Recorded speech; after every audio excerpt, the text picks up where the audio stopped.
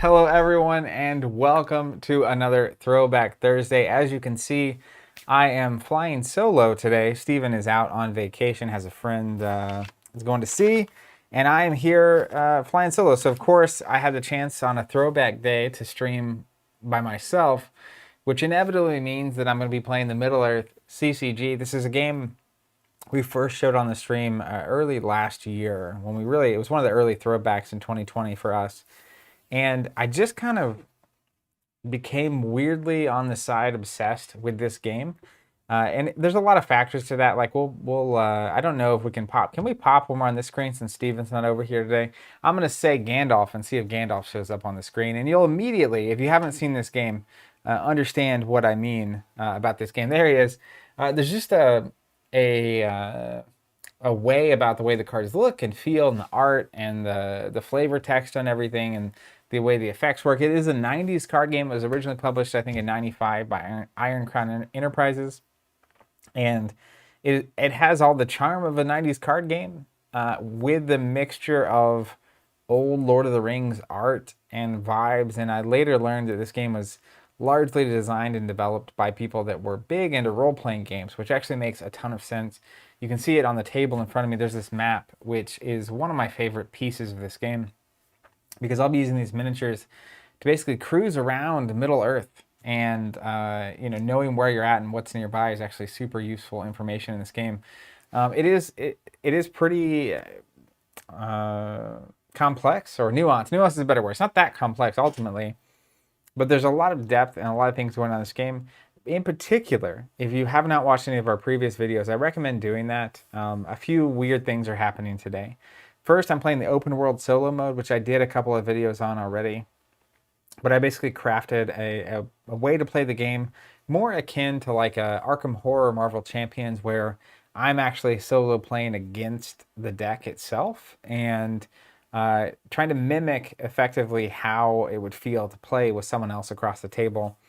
The other thing I'm doing today, which is going to be its own interesting experiment, is I'm actually playing as a minion for the first time. And by that, I mean a Nazgul. So one of the amazing things about this game, which immediately tells you that it's from the 90s, is the game first came out and every player is basically a wizard in the game.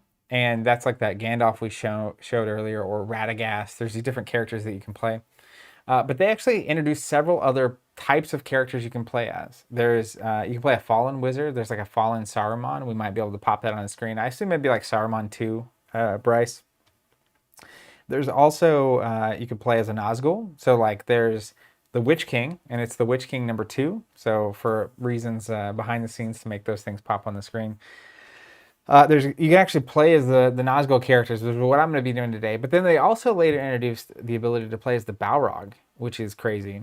So I'm going to be playing open world solo mode, which is not the standard way to play the game. And I'm going to be playing it with a Nazgul. So if you're new and you want the basics of how to play, there's actually a blog on our website called How to Play the Middle-earth CCG. Gives a basic rundown, has the videos in there that are Steven and I basically learning the game, the basic version of the game. If you're interested in the open world solo mode, there's also a blog on the website for that. It's called Middle-earth CCG Open World Solo Mode. And that breaks down the kind of what's going on there, which I'll be playing today, which you can kind of catch. And then I'll actually be playing for the first time as a Nazgul. So I've never done that. It's one of another piece of this that I love. I showed this before, which is kind of like those 90s strategy guide vibes to me. Which has the rules and suggestions and tips. This was the core, the wizards, that first set. But I also got this one, which was the Lidless Eye book. This was not easy to find. But there's a whole book about how to play as a Nazgul and how it works. And there's all kinds of interesting rules and stuff. So I'm going to be doing my best to wade through that. But if you're totally new and you want to learn how to play, we have videos and blogs for that. This might not be the best place to start. You're welcome to hang out. You're welcome to ask questions. It's going to be a super lean back kind of day. I'm just hanging out playing, trying to learn how to play this version of the game, which is crazy. And I'm really looking forward to it because as a kid, played the Lord of the Rings TCG a lot and always loved playing the Nazgul there. Always thought the Witch King and stuff was a cool character in Lord of the Rings and the movies and all that. So I'm super excited they have the option for us. But all that to say, it might not be the simplest place to start, but I assume if you're watching, throwback video number like 7 or 8 on Middle-earth CCG, you're at least somewhat interested, or just looking to hang out. And if you are, welcome. Want to check in really quick, everyone in chat, how you doing? What's going on? If you have any questions for me, this is not a bad time to do it. I like to chat a little bit before I dive in. When I start playing and learning these rules, I'm going to be pretty heads down for a while, but happy the whole time to interact with chat and answer questions for anyone that has them. Brian saying, Zach, so is this a solo rule set you modified? So I'll link to that really quick in the chat for everyone live. I posted a blog that outlines what I did. I basically created a deck for each type of region that you go through. So in the game, you move through regions, and each region has a type. There's like wilderness and coastal seas and free domains. So I made a deck for every type, and then I have a way of testing every time I move through one of those to potentially get a hazard that my opponent would otherwise be playing. And I'll run down the solo mode in a minute when I actually start playing. Funkula saying, doing well, just working from home. T-Zag saying, great day here. Sunny day in Colorado. Here in Oklahoma, weather's amazing. Was outside a little bit this morning. Looking forward to hanging out later this evening, just outside.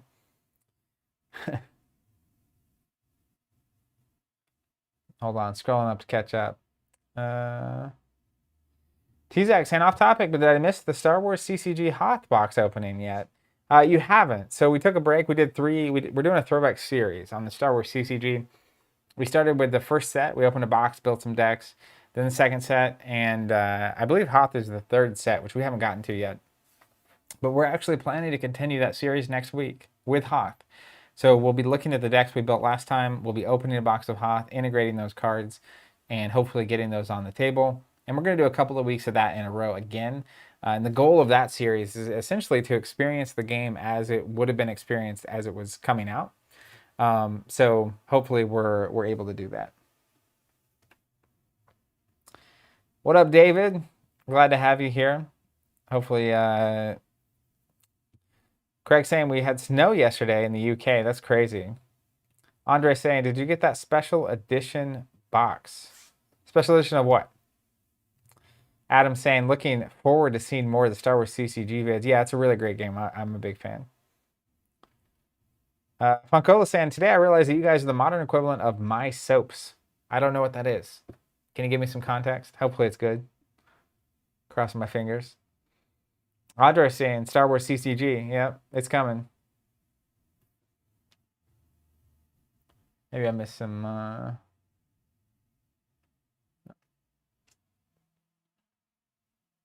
Oh, just a soap opera. I'm curious how we're like a soap opera.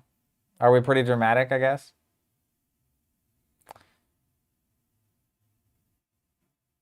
Andrew saying, I didn't realize you were doing this today. Just asked the Dead CCG Facebook group, what map do you use, Zach? I don't know. A friend of the show, Oldrick, sent this map.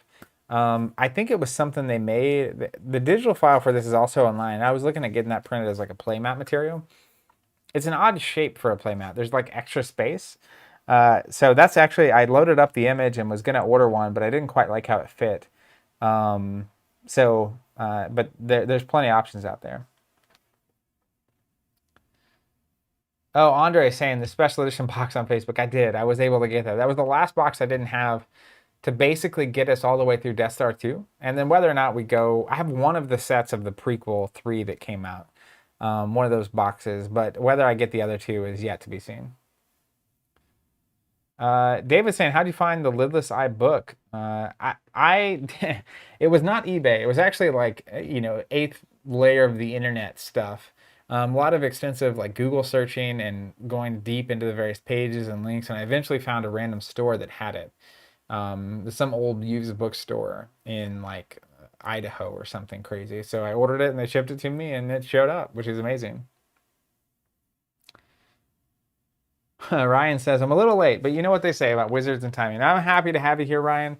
Ryan is the resident stream rules expert on every game somehow. So he said he's pretty familiar with the rules of Middle-earth CCG, particularly as it pertains to minions, which is going to be helpful because it's a whole different ball of wax. I mean, there's still a lot of the fundamentals are the same, but it's a different kind of game. Funkola says, "Ha, just daily viewing that must be watched." Well, I'm glad. John Pranglin saying appointment viewing. Okay, that makes more sense. So you feel like you have to be here every day, which is pretty crazy, especially with these throwbacks, because we are featuring a range of games. So it's cool that you're interested in watching, regardless of what we're putting on the screen. It's been so cool actually to experience all of these different throwback games. And just I feel like my lens on card games, especially, is just so much wider now than it was before.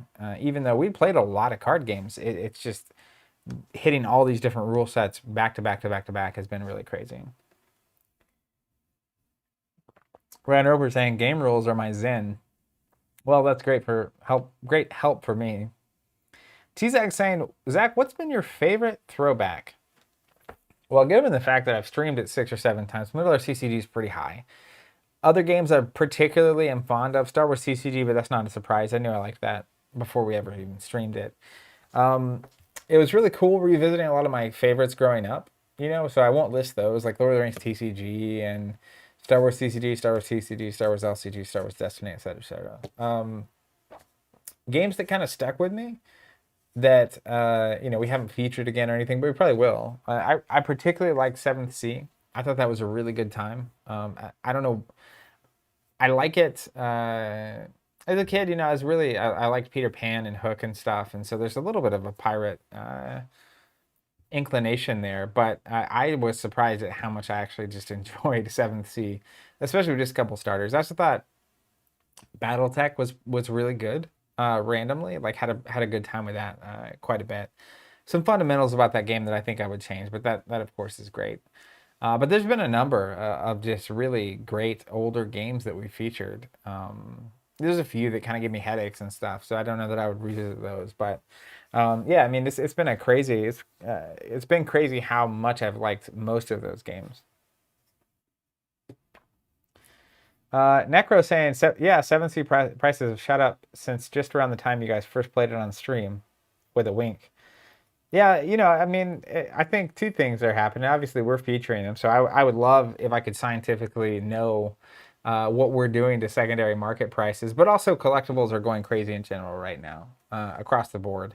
I don't know if that's a pandemic related, people being stuck at home, etc., but it has been cool to see, and I really like the idea that a game like Middle-earth CCG can offer so much value 20 plus years later.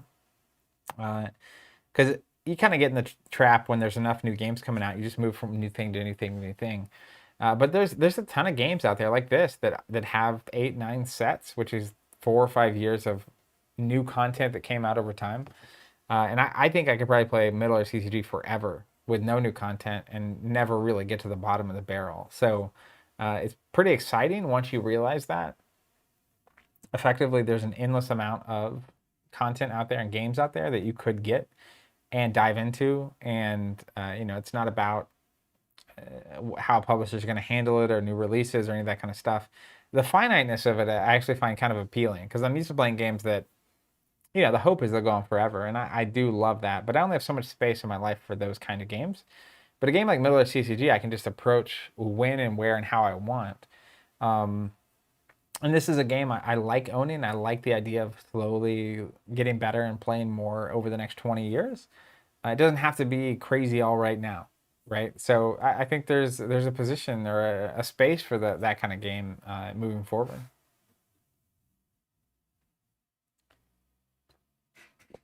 Adam says, do you prefer it to the living card game? Do I prefer what to the living card game?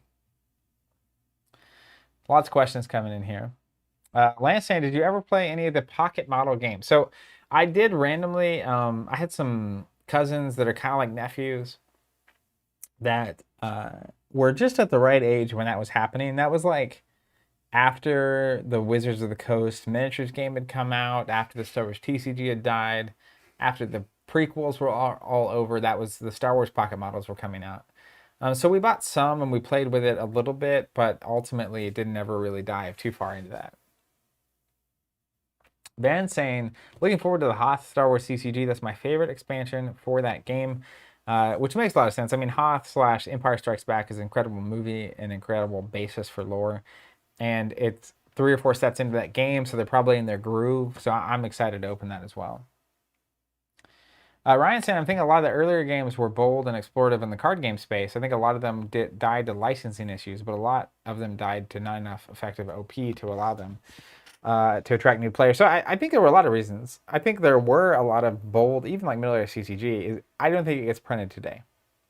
I think the market has evolved to such a way that publishers are asking. It's kind of related to that data-driven death conversation we were having on the podcast a while back, and that idea of it, essentially there's enough of an industry momentum going that people are designing games knowing the audience and what people want, what's successful, and all that kind of stuff. And so when there's a precedent, basically, it kind of shapes how and what people are willing to release and how commercially successful they want to be at it.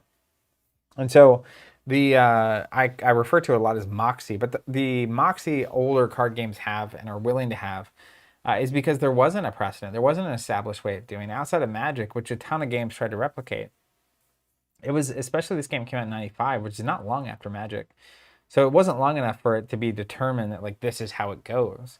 And so it's just way more open space in terms of what's viable. And there was this idea that like Magic hit something, they hit gold, right? It was this new way of doing it. It was crazy. But that if you could just kind of get the right elements together, you could maybe do something new and unique and crazy. And then eventually, enough people come and fail that people stop trying. And then it just takes crazy beat like Flesh and Blood coming along with a new idea, essentially wanting to perfect the system and some unique stuff going on. And for every Flesh and Blood, there's been 20 games that come and go. Even like Wizards put out Transformers a couple years ago, and then it was gone. So it's definitely tough. But the other thing that I think has happened is the market has grown significantly in terms of just number of people willing to be into this kind of thing. So in the 90s, it not only was the market way smaller, the total number of players in the community, but there were also a ton of games coming out. So, you would get into Middle-earth CCG, but then 5 other games came out that year, or more, probably more, even just CCGs, right? And you can only play so many CCGs at a time. So I think a lot of those games died because it was just crowded, honestly. There was just too much choice.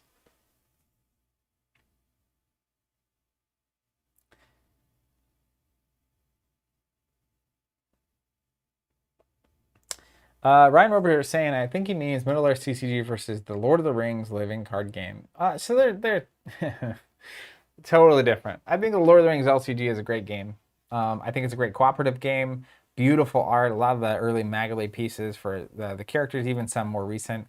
I think it just depends on what you're after. This game, you have to be ready to like dive in. You'll see if you've seen it played.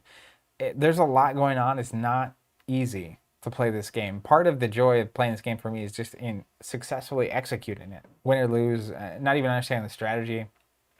Literally just managing the game has to be enjoyable for you. So, I think the Lord of the Rings LCG is way more accessible. Product's way easier to find. There's a lot more of that content out there.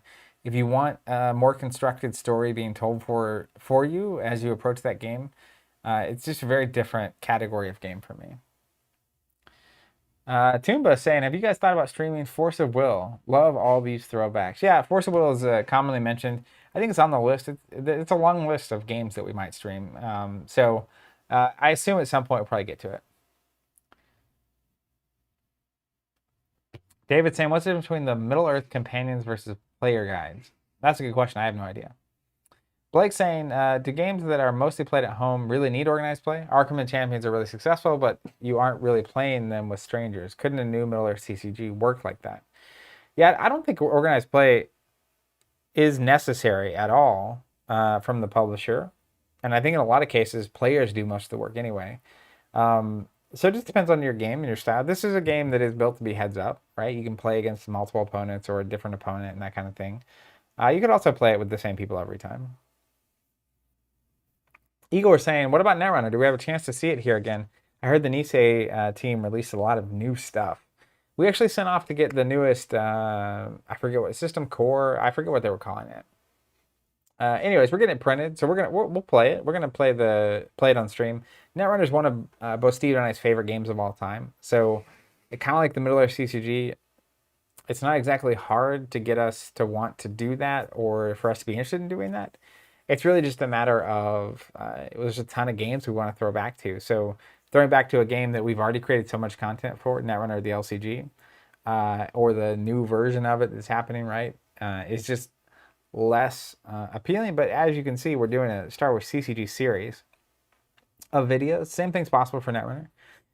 But it just depends on what we're interested in doing and what we have the time and bandwidth to do.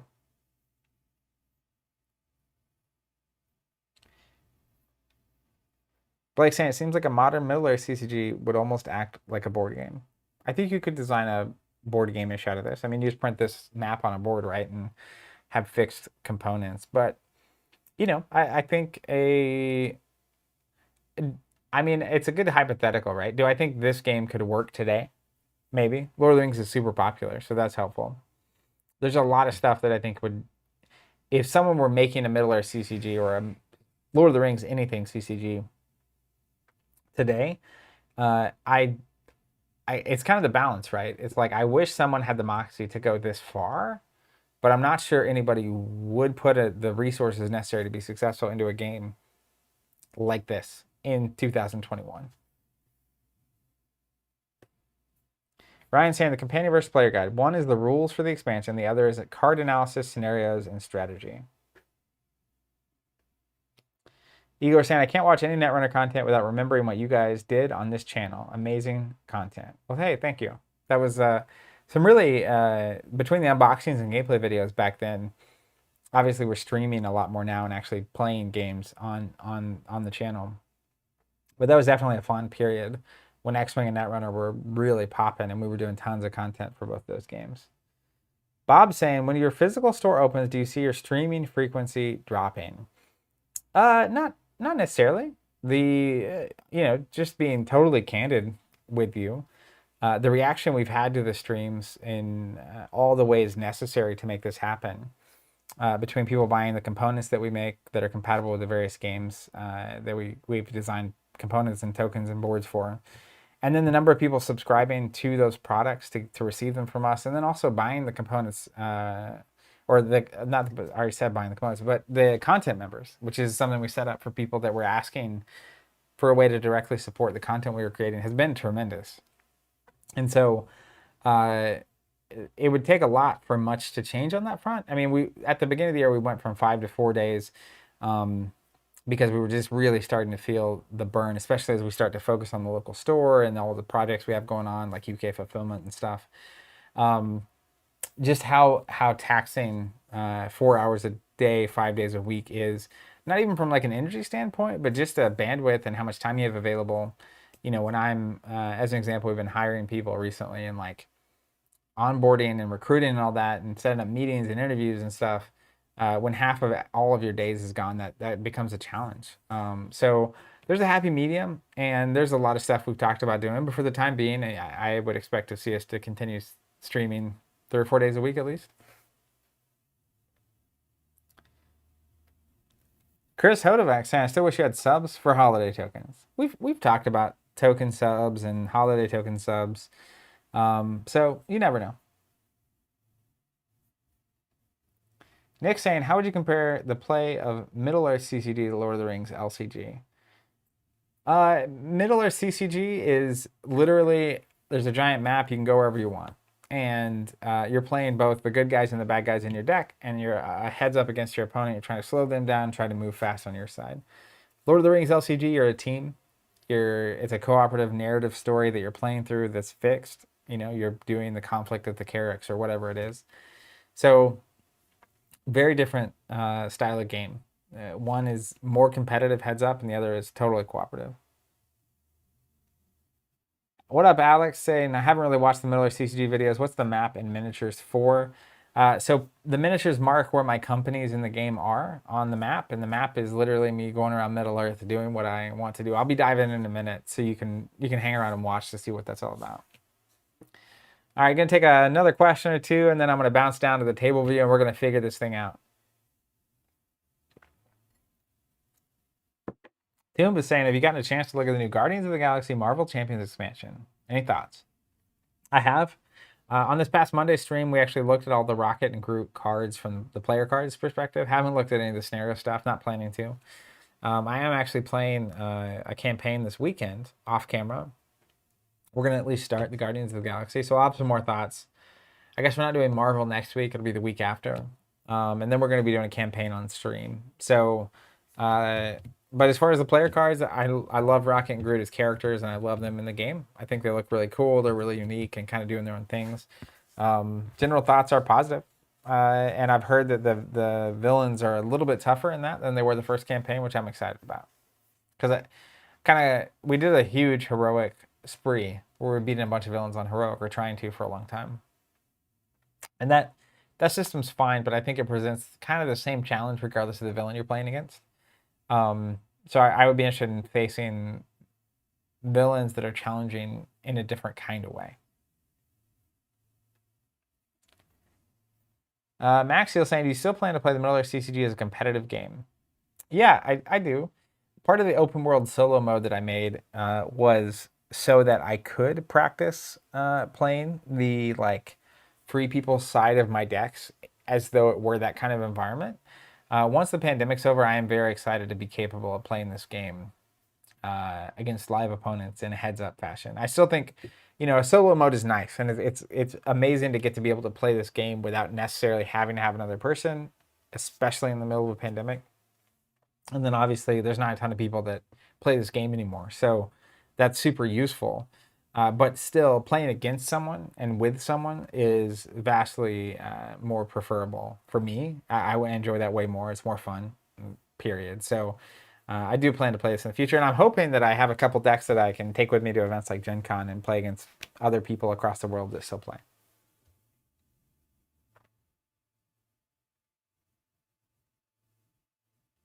Nathaniel's saying you created the solo mode. Yeah, I made a in light of, we've been playing a lot of Champions in Arkham, and I linked to it. It's on the website, called Open World Solo Mode.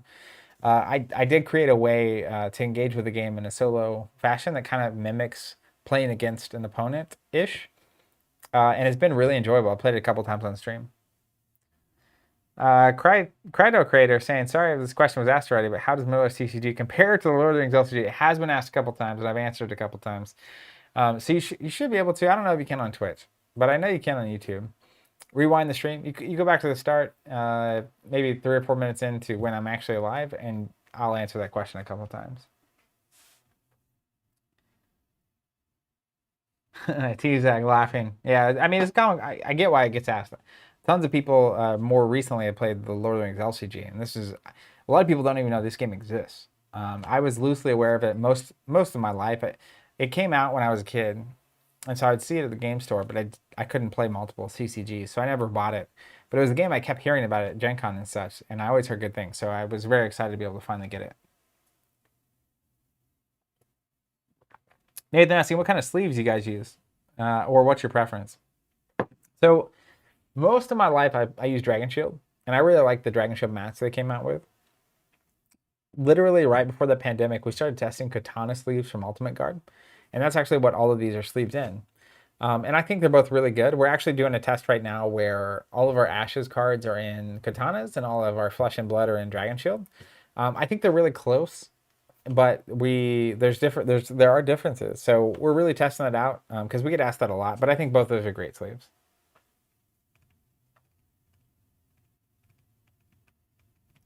All right, I'm gonna go down to the table shot, and we're gonna start working through this thing.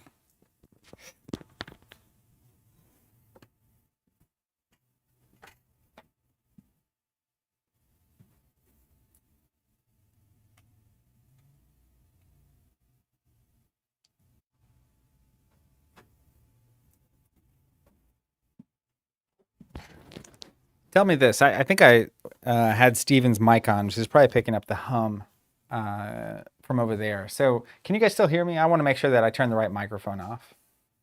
I love this map. Have I said that lately? And also, I moved the camera. So what's the, I'm going to lay some cards out. Just want to make sure that the focus is right. Does it look like the cards are in focus? Ryan saying it sound good. Hey, appreciate that. Nathan saying one of these. People saying, yep, loud and clear. Bob says, yep, and it sounds better too. Yeah, it's easy to forget that mic's on. Should cut out some of the like background noise, the ambient noise. What up, Derek? Welcome. You haven't missed much. Saying spaced on the time. Glad to have you here. Max Hill, you don't have to apologize. I have answered it. Where did I get the map? Someone in the community, Oldrick, sent this to me. There's a digital file for it online. You can get it printed on like a playmat material from anywhere that prints playmats. Kyle's saying, is this game hard to find now? It's not. It's not that hard to find. I recommend the challenge decks. It's a set of 10 completely pre-built decks. I'll actually be using one today, the Witch King deck. And it's not that hard to find. And you get 10 decks, and they're incredible, and they're big decks with lots of options. And then from there, you know, there's a lot of singles available online and eBay and such. And then it's hard to find sealed product for these old games. But otherwise, you can hunt down what you want. Brian's saying apparently the maps are on eBay for about 10 bucks. Ooh, Ryan's saying, isn't that the hero map, though? Apparently there's a difference. And it makes sense, because I need to get the other map. I don't have it now, so that's fine. Also, Bryce, if you're at home listening so you can make cards show up on the screen, I am playing as a minion. So now the number 2 version of cards is actually suddenly very relevant. So as an example, let's pull up Carndum, C-A-R-N space D-U-M, and it should be number 2, the secondary version of this.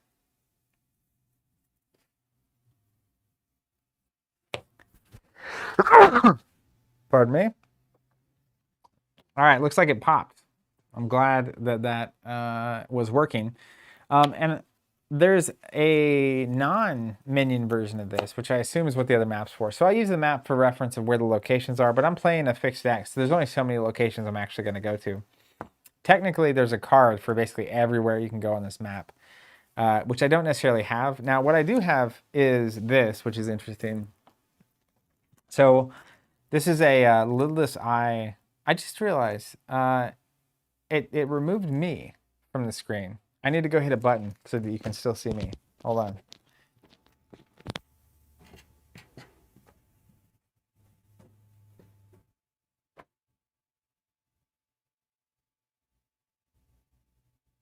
Huh. There it is.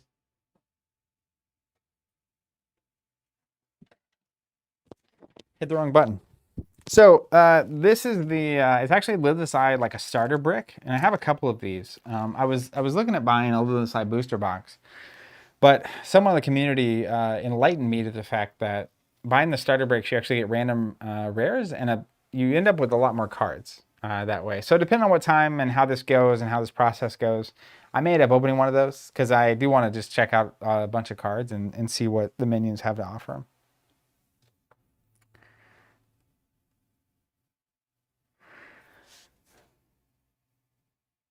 Ryan, what is the difference between the maps? Okay, yeah, that's what I assume. So basically, if we look at Carndum, which we can pop back up on the screen, it's got a few things, which are the site paths, which I won't use. But then it says special, unless the site is the character's home site, a non-org, non-troll character may not be brought into play at this site. Any gold ring stored at this site is automatically tested. Creatures key to the site are detainment. If one of the companies is at the site, all attacks against it are canceled. Oh, wow. If one of your companies is at this site, all attacks against it are canceled. So if I have a company here, attacks are just canceled. Anyways, so this is different than the original. So can we pull up Carndum 1? Which I won't be able to read from here, but I can at least, you can see it on the screen how they're different.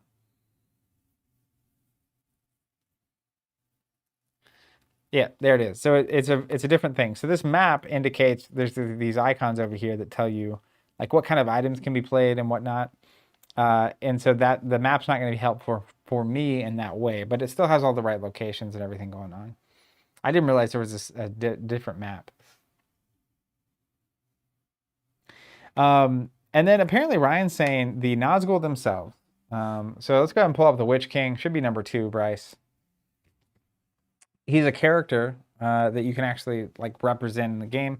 He doesn't start in play, and so I'll explain the rules in a second. But I can't tell. That doesn't look like this card. Can you give me number 3? Witch King 3. There he is. So he's gonna be my character. And you'll see it's got this white. Mine has this like white box up here in the corner. That means he's from the challenge deck, as far as I know. And that way you can just clearly identify. I think he's deck I. He is. I have it in my little rules. He's deck I. So all of his cards that come in his deck have this icon, which if you watch our Ashes stream this week, you can understand the value of having an icon that easily identifies where these cards go. Yeah,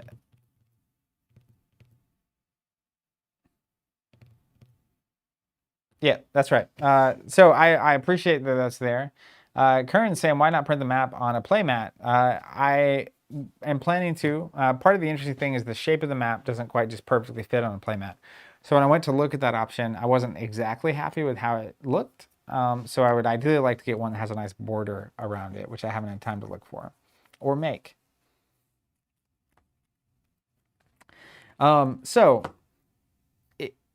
Looking at I looked at the rules for Minions, which is amazing. And I made a kind of a cheat sheet of things that are different. So I'm going to talk about those for a second. Let me find.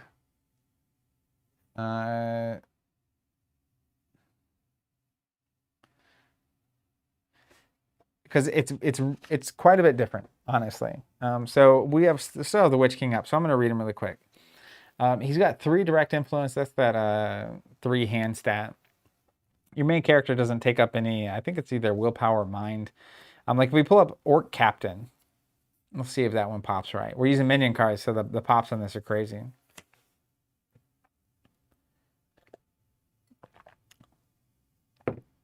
That looks about right. So Orc Captain, he has this 5 mind stat here. So he takes up 5 of your mind. He has 0 direct influence. And so the direct influence, we'll go back to that Witch King that I had up on the screen a minute ago. He has 3. So he can actually control a character that costs 3. Adding 3 to your total, you typically start with 20. And so he's just adding to the total that you have capable. And then his stats are pretty crazy compared to some of the other, characters from the standard way to play. I guess the wizard's way to play. He's 9 prowess, 12 body. So prowess is kind of like his attack stat, and 12 is essentially the stat you use when he gets hit. Those are very big numbers. Large. That's I think his most notable thing. And I'm going to read from the challenge deck entry what this deck's even trying to do, which will be important. But he says unique, so only one can be in play, of course. Manifestation of the Witch King of Angmar. So you can't also play other Witch King cards when he's in play.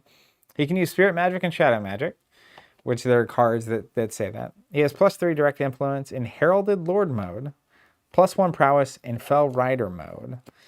As your Ring Wraith, up to 2 Ring Wraith followers in his company may be controlled with no influence. You may bring these followers into play during separate organization phases. So, looking really quick through the deck, let's see if there's any other Ring Wraiths. I like the look of so many of these cards. Let's pull up some of these other cards. This is one of the kind of fascinating things, honestly, about Middle-earth CCG is essentially how connected all these cards are. So let me find it. So I found this Fell Rider, and it's a permanent event, the Fell Rider, and this art is just lovely. Let's see if we can pop that thing up on the screen.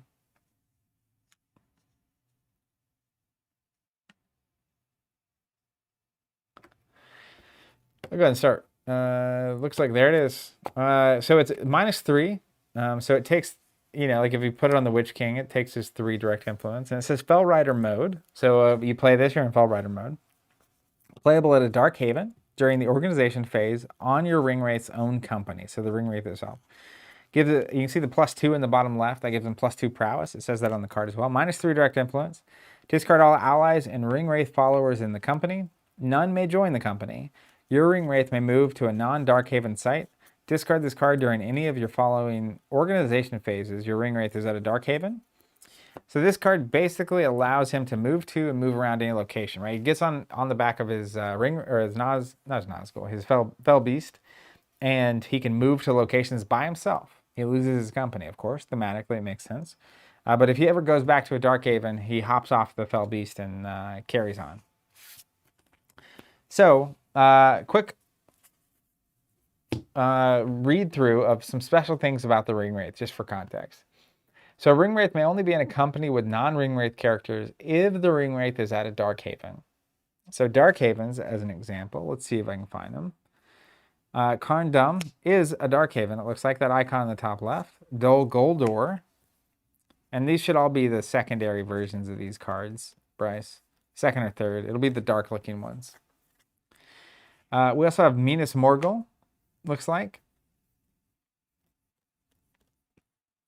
So in the challenge deck, there are 3 Darkhavens. I don't know if there are more in the game or not, but these are all 3 of them. And so basically, it's saying a ring wraith may only be in a company with non-ring wraith characters if he's at a Darkhaven.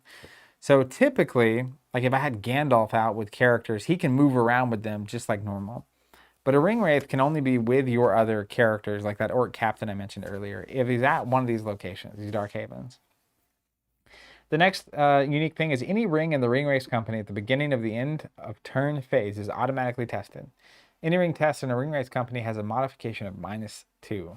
So in the last video I actually did a ring dunking deck where my goal was to find the one ring, take it to Mount Doom, throw it in the fire, and save the day.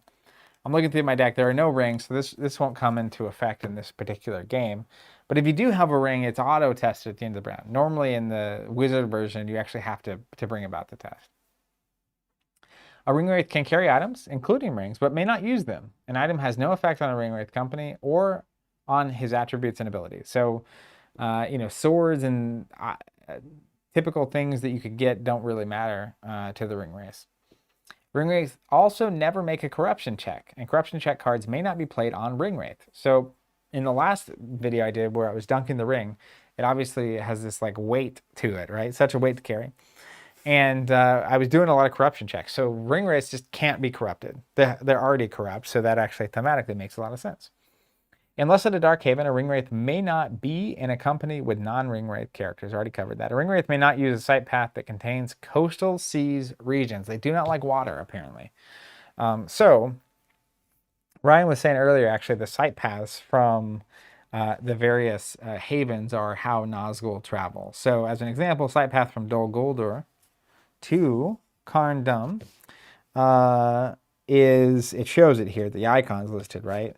And then this also has a site path to Karn.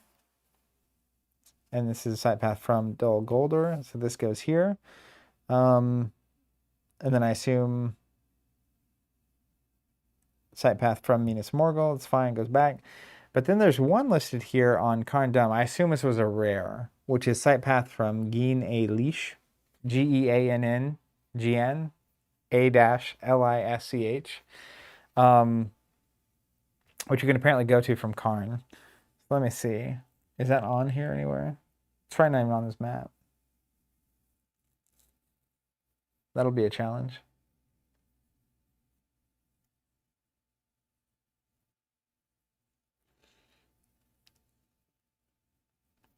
Christian saying, is it still the case that learning to pilot wizards up to dark minions as a block is the way to learn, then expand to fallen wizards, ring wraiths, agents, etc.? Yeah, I mean, I think going in order is probably most advisable, which I played the original stream with Steven. We were doing wizards challenge decks. And then I did a dunk deck, kind of did a lot of the wizard stuff. And then now I'm messing with Nazgul for the first time. Gomp saying it should be in the southwest coast.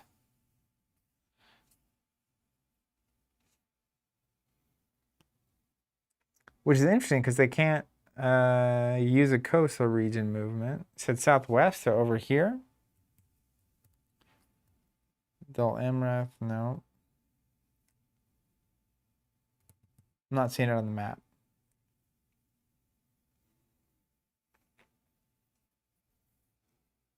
Someone's saying near the pupils.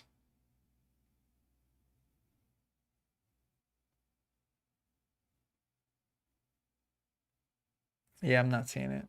But that's okay. I don't have the card, so I'm not going to go there. Chris saying that side is not on that map. Totally fine.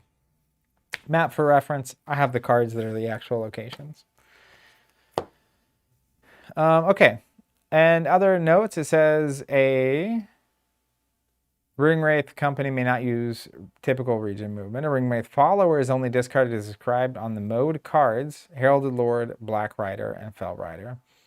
A Ringwraith follower may not use any of its special abilities, like Uvatha, U-V-A-T-H-A. Pull up the darkest version of that. Ability to automatically join another Ringwraith company is an exception to this. Ah, okay. If a body check against a Ringwraith is exactly a 7 or an 8, the Ringwraith is returned to your hand instead of being discarded or removed. You don't lose the game if your Ringwraith is removed in this fashion. You can bring such a Ringwraith back into play in the same fashion as you revealed them in the first place. If this happens to your Ringwraith, you may not reveal a different Ringwraith, and your opponent may not reveal that Ringwraith that you returned to your hand. So once you play a Ringwraith, it's yours. That's who you are, and that's what you get to play. Also notable is how the Ringwraiths and the minions basically interact with other minions. So if one of your minion companies defeats a creature, you may place that creature's card under the control of any orc or troll. And these work as trophies. This card is called a trophy and is treated as a minor item with 0 corruption points. The trophy may not be transferred or stored. If a trophy that is not worth marshalling points is discarded, it is placed into your out-of-play pile. If a trophy is worth points is discarded, it is placed in the marshalling point pile. Trophies give a character bonuses based on the total number of marshalling points indicated by the trophies. If a character's trophies have 1 marshalling point, the character receives +1 to their direct influence. If a character's trophies has 2 marshalling points, the character receives +1 direct influence. And it keeps on going. Ooh, at 3 marshalling points of trophies, the character receives +2 direct influence and +1 to prowess. Are those cumulative?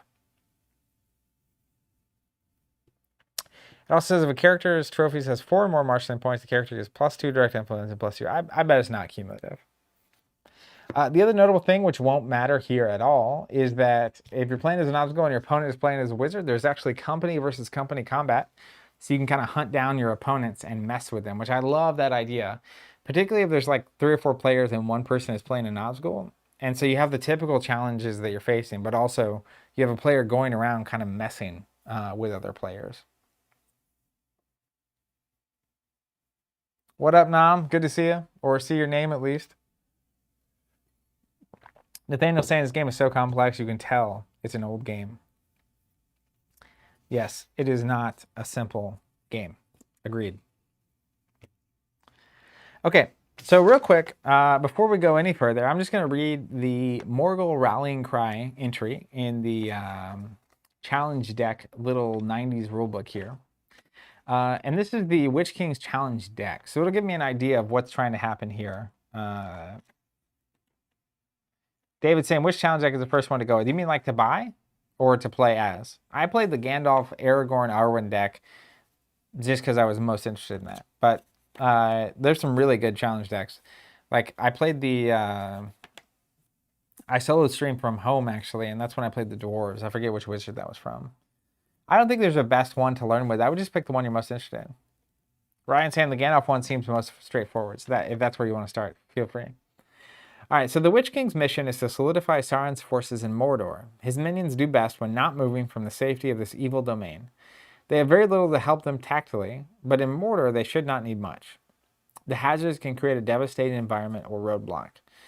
So that's not going to be super helpful because me trying to be annoying to my opponent that doesn't exist, not exactly great. But again, this is partly a challenge to my open world solo mode. I want to see how far I can push the limits. Starting companies, you have 3 of them. So also I think you get 6 starting characters here instead of the max of 5 on the other side. We have an orc captain, which we saw earlier, puffing his chest out. He controls an ill-favored fellow somehow. Which I see how, which we'll explain in a second. Okay, so we'll put those together. We also have a horseman in the night, kind of a generic Nazgul looking character. Maybe they're not even a Nazgul. Diplomat man on those traits. Controls an orc veteran. Stack these together. And we'll talk about their plan in a second. The other orc captain. Oh, here he is. And the orc brawler.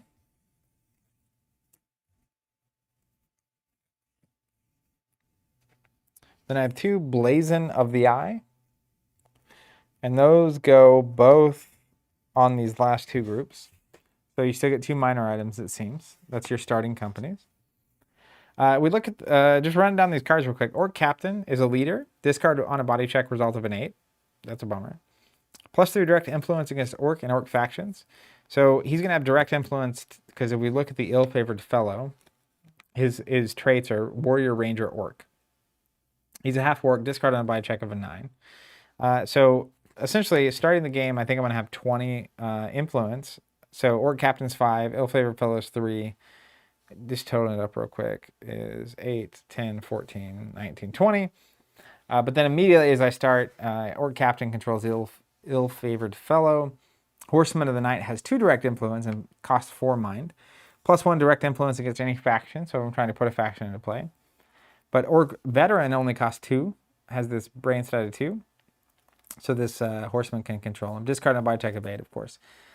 Classic. And then Blazon the Eye, +2 direct influence against factions, cannot be duplicated on any given character. So we put this Blazon on the Horseman. He actually has a total +3 influence against a faction, which we said that the Witch King's goal was to basically raise Sauron's forces. So I assume he's going to bounce around and try to help me influence these factions. Orc Captain, again, controlling the Orc Brawler, has a Blazon of the Eye. And we'll go back to our book real quick. So the Orc Captain controls the ill-favored fellow. This company travels to Mount Doom to sit for most of the game. I assume just a guard to make sure you're not getting dunked on. The second one, which is the Horseman of the Night, starts with Blazon the Eye. This company travels to Nerniag Camp to sit for most of the game. Very enthralling. And then finally, we have the Orc Captain and the Orc Brawler. Start with the Blazon Eye, and the company travels to Cirith Gorger to sit for most of the game. Suggested sites. I think the deck gave me all the suggested sites here. And it's actually telling me what I'm doing at each of these. Sites for resources. So as an example, let me find Nerniag Camp.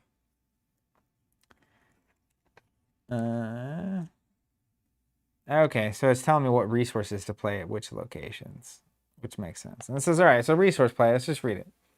Play the awaiting the calls on the 2 Orc Captains to free enough general influence to bring in more characters.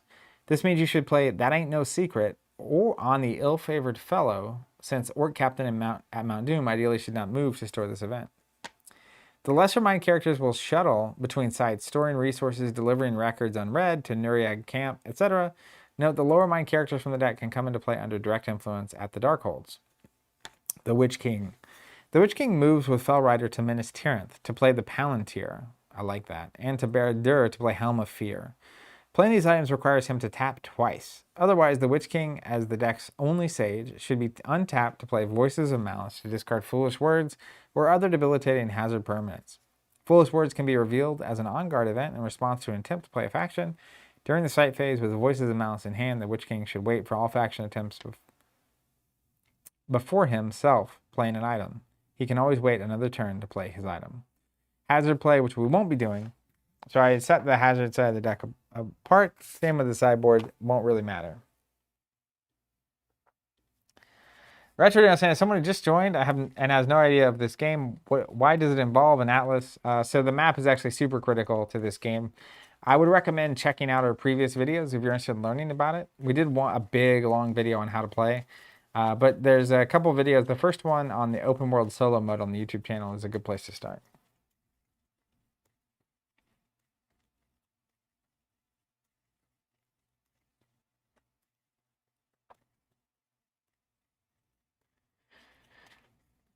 All right, so assuming you are familiar with the game, I have a few things here that are worth mentioning. I'm going to mark these. Looks like this site that Yami has here, this model, I'm going to use to mark this Orc Captain's group with the Blazon. Horseman in the Night. We're actually going to use this guy. It's got like a fire sword.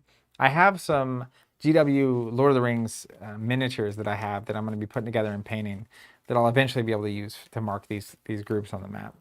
Then this orc captain, we'll just make it this other guy with the fire sword. And then, actually, you know what? We'll make this one the Witch King because he has the flaming sword. And go here and here because they both have swords. And I'll make this one the Horseman.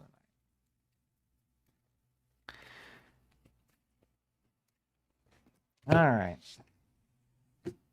And Ryan, and anyone out there who really knows the rules, if I'm doing anything wrong, especially as it pertains to playing as the minions, please let me know because there's a lot going on.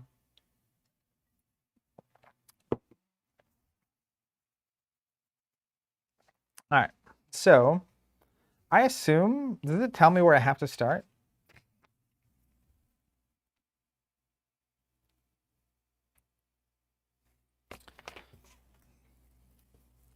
I'm gonna guess Minas Morgul is a good place to start. What's the best of the havens to start at?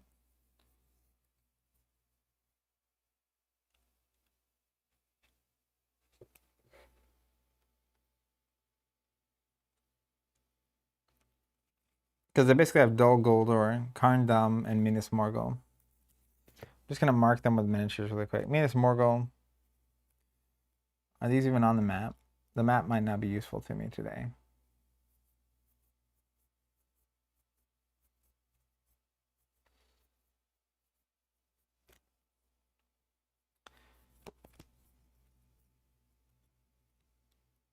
Where's Dol Guldur? There it is. And then Karn Dum? Karn Dum? Where are you?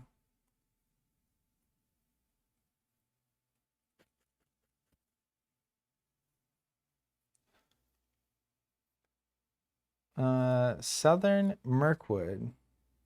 I found that one.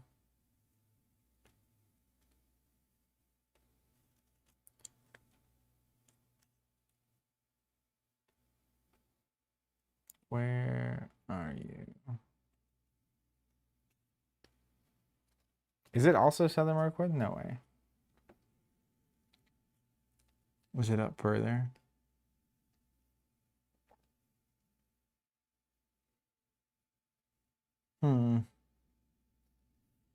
Northwestish. Okay.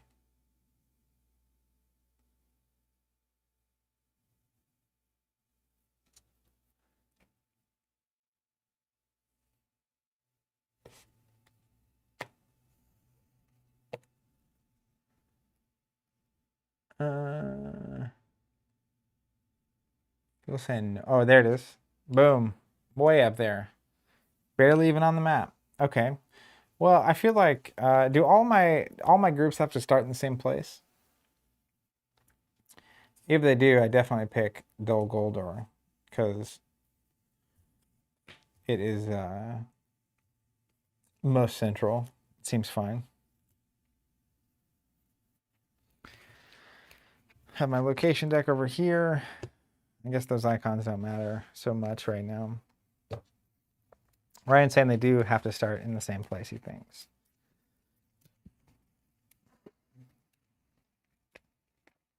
All right, so one of the things that I do, I'm going to put these on the map so you can actually see them,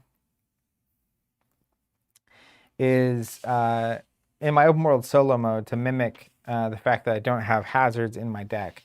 I only draw 5. So I'm just going to go ahead and draw 5. And if I draw the Witch King, we'll get to find out how that works. And then I'll just kind of read, I'll make it so you can see the titles of these at least.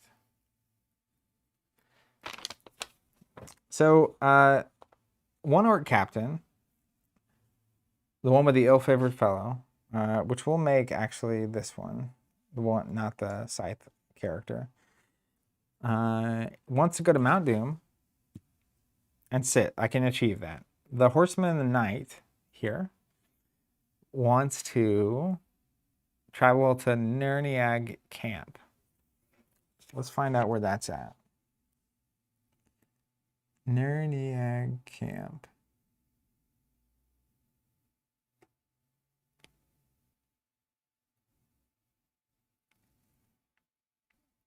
Does anyone know where this is? Variag Camp. It's good. Camp. Easterland Camp. Getting closer.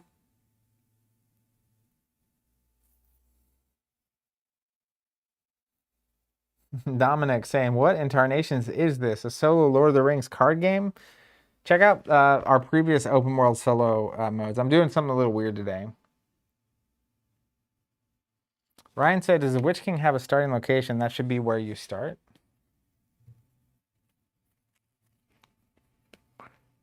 Home site is any site in Imlad Morgul,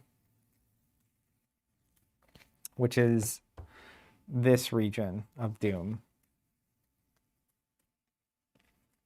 I have to start wherever the Witch King starts? Or that's where he gets played?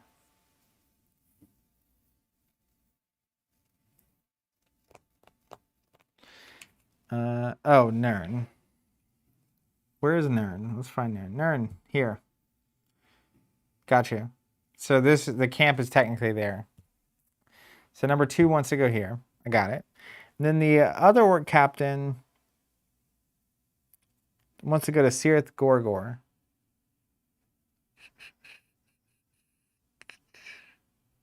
Which is where?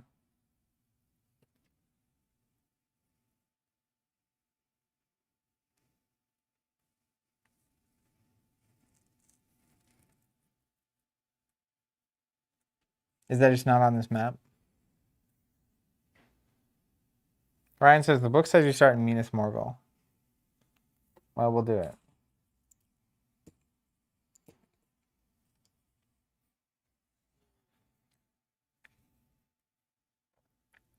Someone's saying Udan. UDUN.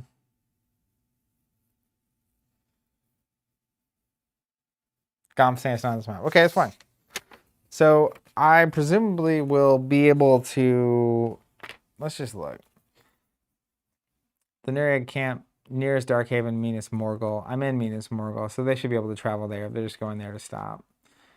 All of these say the nearest Darkhaven. So I'm going to assume to get to a place, I'm just going to have to be at the nearest Darkhaven. And it's got the site path on it. So I'm going to kind of use that as a guide. And is there a name to that other map that I need?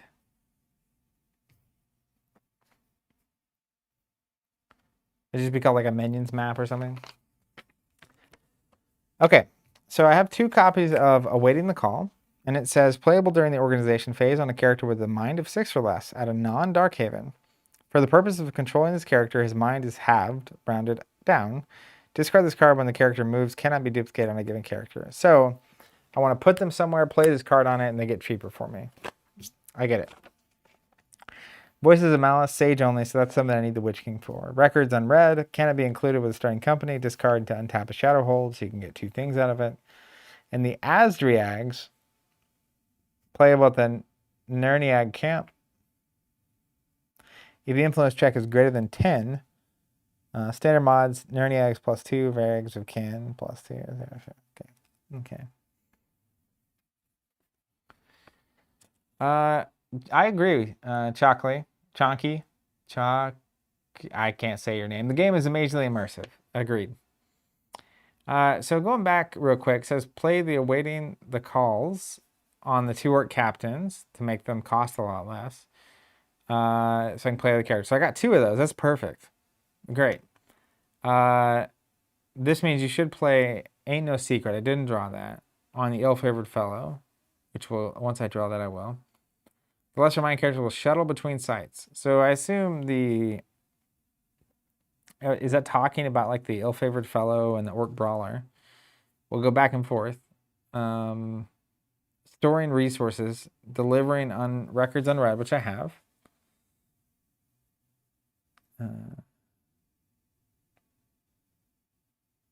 To the camp. All right. let's see. Witch King. So we'll worry about him once he comes out. So just following the instructions. Okay, so here's a turn. Let me break down a turn for everybody real quick, especially for people. So the structure is untap all my stuff. Organization phase. During your organization, you can play one character or your Nazgul. Reorganize. You can groups in the same place can like switch who's where. Decide where to move each company. So I'm currently in Minas Morgul, is what we said. So not Dol Guldur. Of course, Witch King's home. His castle. And it says the orc captain with the ill-favored fellow is going to travel to Mount Doom. So let's see if I have a Mount Doom. I do. So they're going to go here. They're not there yet. Everyone's technically over here at Minas Morgul. The Horseman of the Night wants to go to Nerniag. Okay. And then the other orc captain travels to Sirinth Gorgor. Let's see if it's in here. It is. These challenge decks are awesome for just this thing. So those are locations. So during the organization phase, decide where each company is going to go by either saying that I put the locations out. Technically, when you're playing heads up, you would do it face down, so your opponent can't see them. And everyone has to basically decide where all these companies are going before anything happens. And you place things down, and then you say basically every one of my companies is either not moving or moving to a place that is already on the table, whether I just played it or someone's already there. You can pass items from characters at the same location. You can store items at Dark Havens in this case. Then we go to long event phase. So I would remove any events that say long event, that long events get played and stay until the next round. Then you go to the movement hazard phase. So for each company, one at a time, you reveal the site they're going to. And then basically we look at like Mount Doom. It's actually got, it's really handy. The icon on the top left is the icon of the location. And you'll notice it doesn't have an actual proper circle behind it. So it's got that like half filled in tower, which is called a shadow hold.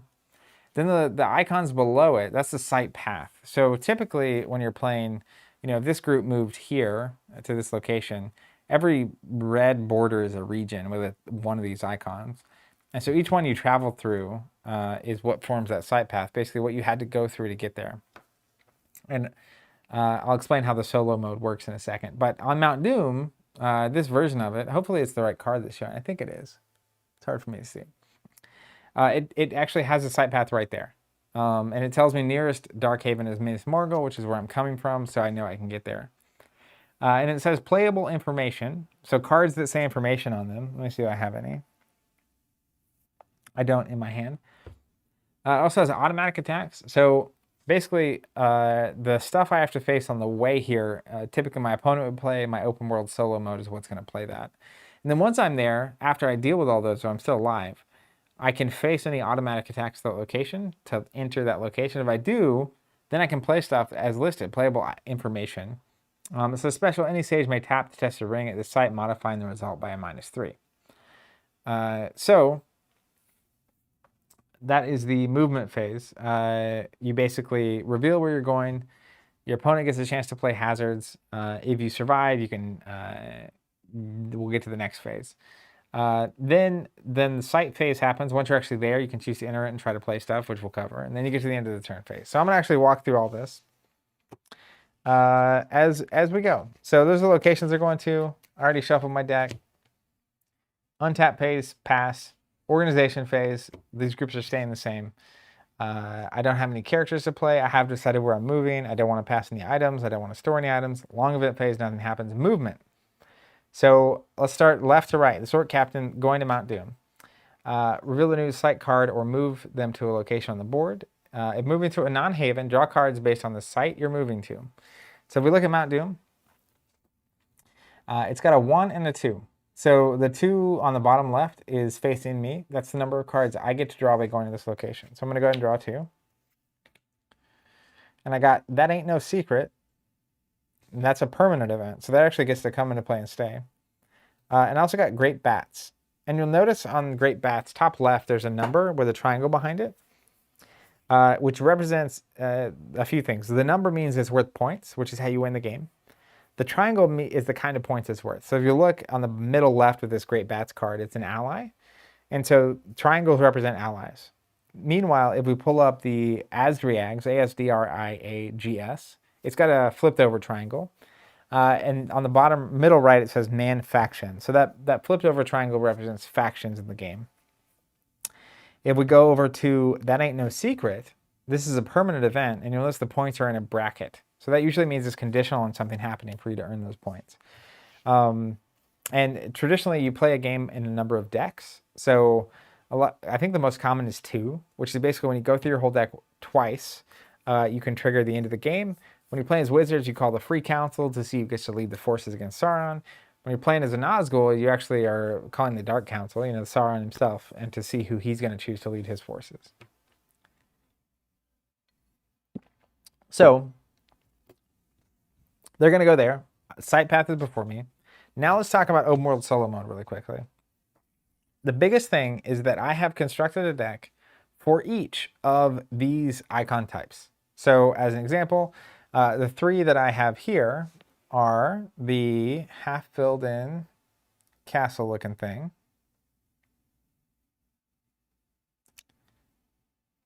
Okay, you'll see my nice beautiful sticky note design here. And it doesn't have a circle behind it because it's representing the location. I also have the half filled in with a circle behind it, which is also on Mount Doom. And then there's the fully filled in with a circle behind it. So this is the cards that could possibly be played during this site path. Now, what I'm going to do is shuffle these because I will be using these a lot. So I'll put this here. I'm going to shuffle this up.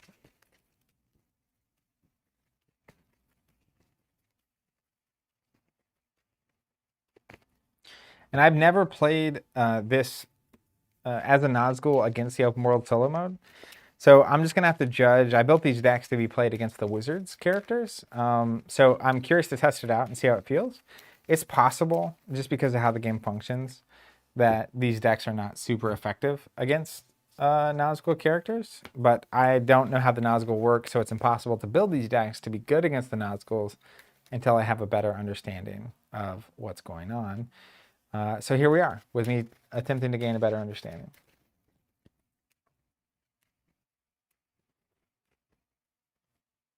All right, those are shuffled up. I'm gonna check on chat real quick.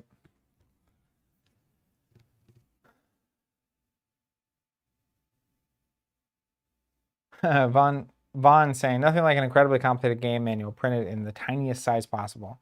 Yeah, they actually made these as well, which I showed earlier, which are these old school strategy guide style book with the rules and suggestions and strategy in them.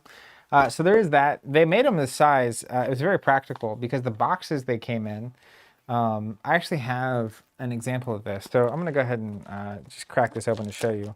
So this is the lidless eye set of starters, which I will hopefully be opening at least one of after this is all said and done. But if you look, I love the way these products look. It's amazing. Just like, look at this deck box.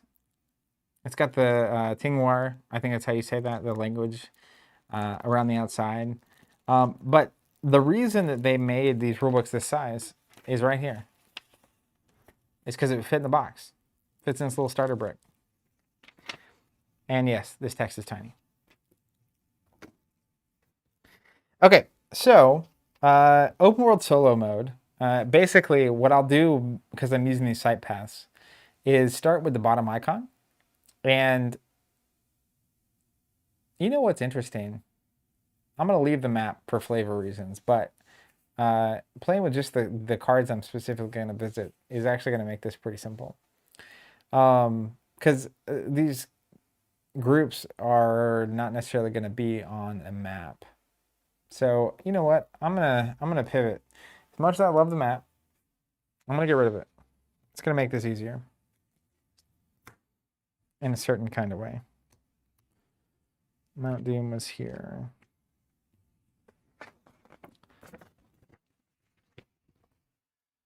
Let's put this up here. All right, so we have this orc captain going here.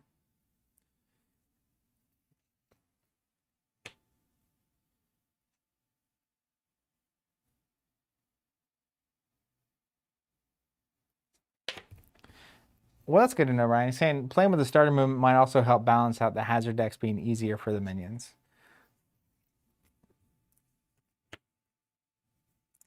Now, I don't know if I would use starter movement forever, because once I got into like constructed and stuff, I don't know that I'd want to be bound by that. But all right, they're all coming from Minas Morgul here. And this is my hand, which I can slide up now because I got a little more space.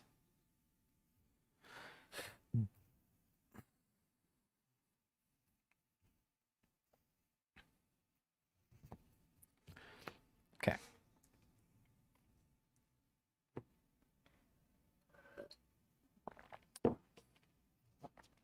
All right.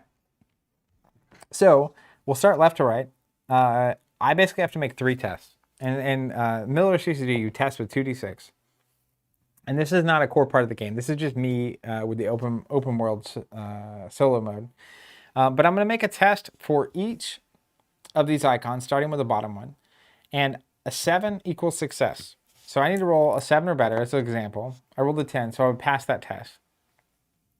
But I also apply a negative modifier to my roll equal to the number of cards my opponent would have drawn. So if you look at Mount Doom, it's got the 2 with the 1 over it. The 1 facing the other side, that's how many cards your opponent gets to draw when you go to this location.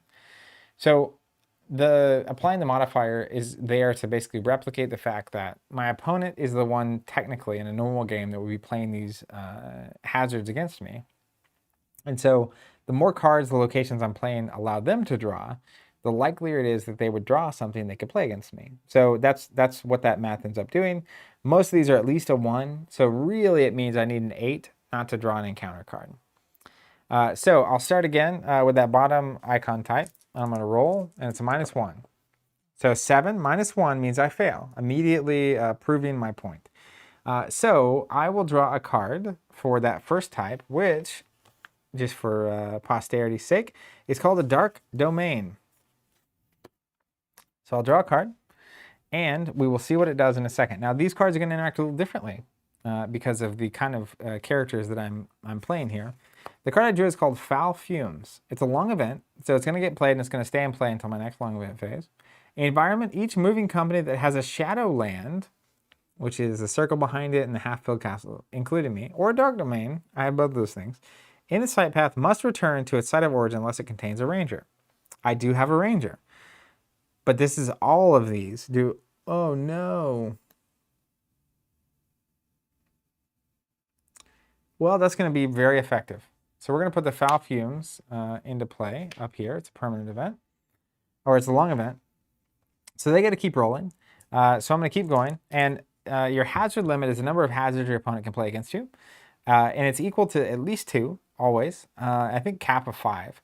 But it's 2 or the number of characters in your company up to 5. So I only have 2, so I can only have 2 hazard cards played against me. So we'll test that next icon type. And we're still at a -1.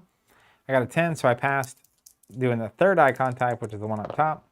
I got an 8, which I passed. So the only thing that came out was Foul Fumes. And then I'll repeat that for this here, which literally says Foul Fumes that came out. Each moving company that has a Shadowlands or Dark Domains in its site path must return to its site of origin unless it contains a ranger. So this is my only group. The ill-favored fellow is a ranger. And I need to read these cards really quick to see if I can do anything about that. I don't think I can. Nope.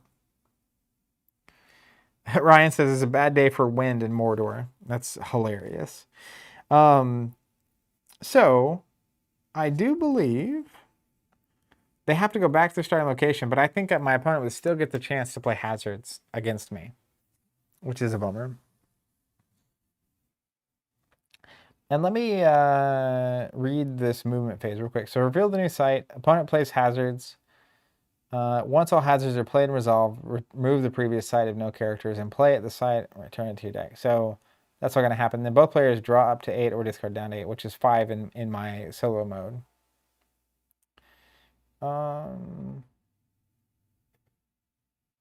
Yeah.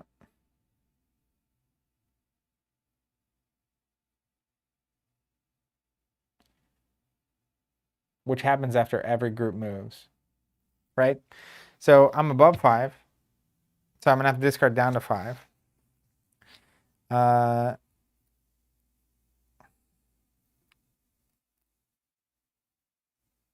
Yeah. I want these for sure. I don't want to lose points, so let's keep my points.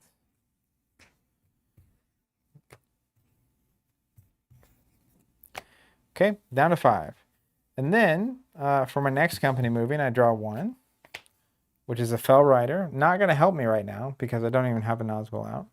And we'll test. So I'm at -1, and I have 4 tests at this Nerniag camp. So let's pray for rain. I failed. So the first one is going to be the fully filled in with a circle. See what we get. We get an Orc Watch. This is a creature, so I'm going to have to fight this thing. It's an Orc with 3 strikes at 9. And if I defeat all 3, I'll actually collect a trophy. Because it is an Orc, I can't score this thing, I believe. Let me make sure that's correct. I only think I score it if it's got an asterisk next to the points, right? Ryan says it's a detainment attack. I made notes about that. I can't even kill them. Detainment attacks. Cards text will sometimes state that an attack is a detainment attack. Any Nazgul attack against a minion company is a detainment. Any attack key to a dark domain, shadow hold, or dark hold is a detainment. Any orc, troll, undead, or man attack key to a shadowland is a detainment. You receive creature marshalling points for defeating a creature with a star next to its marshalling points. If you defeat a creature that does not have a star next to its marshalling point, place a card in an out-of-play pile. You do not receive marshalling points for eliminating it.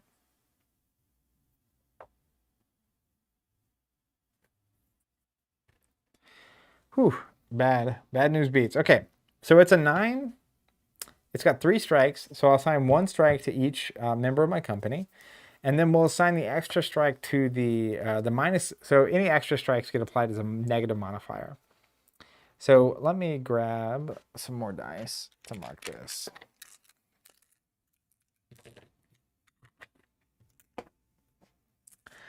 So he'll have a -1. And so when you're facing a strike, I can't do anything once I get to the side anyway, so I may as well tap. If you do not tap to face a strike, you get a -3 to your prowess stat. So I'm at a 4 to a 9.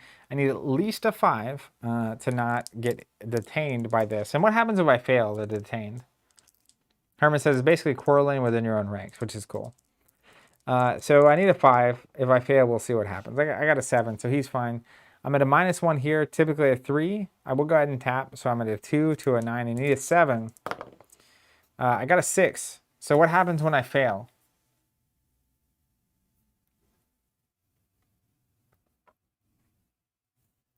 And this will go to the discard.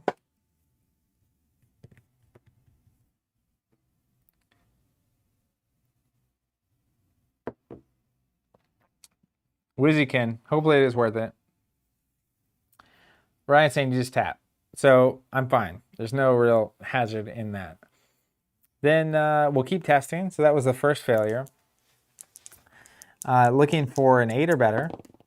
Got an 8. So we'll go to the next icon. Got a 12. Go to the final icon. Got a 5. So we will get no circle, half filled in. Arouse minions. The prowess of 1 automatic attack at a shadow hold, etc. is increased by 3 until the end of the turn. Cannot be duplicated. Since there are no automatic attacks here or at the next location, this card won't really matter. Then we'll go here. They'll also test. I have to discard back down. I'll get rid of that Fell Rider. Then I draw another card because of Sirenth Gordor. Ooh, there's the Witch King. I don't know how to play it, but I'm excited to play it in a second. So we'll test. Again, it's a -1, so I'm looking for an 8. Got a 6, failed. So this is a circle behind it with a fully filled in. One of these things again. Ooh, Mouth of Sauron. Creature or short event. Unique Man may be played as a hazard creature with 1 strike or as a short event. If played as a short event, bring any hazard card from your discard pile back into your hand. Won't really matter. It's just a big ol' attack. And this is a man, which I think I can fight. Can I fight Mouth of Sauron?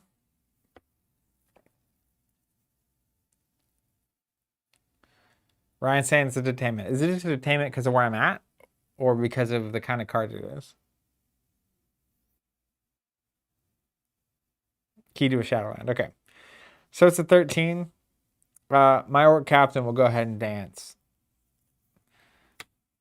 He's a 5 to a 13. I need a 8. Doesn't really matter because it just taps him if I fail, right? So I passed. But it's attainment, so I can't score it either. What up, David Whitfield? And then these guys all have to bounce back to Minas Morgul. I'll just put these face down because I'm going to try that again in a minute. Meanwhile, these cats made it to Mount Doom, so let's see what they are even trying to do. Go to Mount Doom and sit, but I am trying to get a awaiting the call on them. Play during the organization phase. Oh, but then if they move, it goes away. So we're fine still. I'm going to go ahead and get rid of...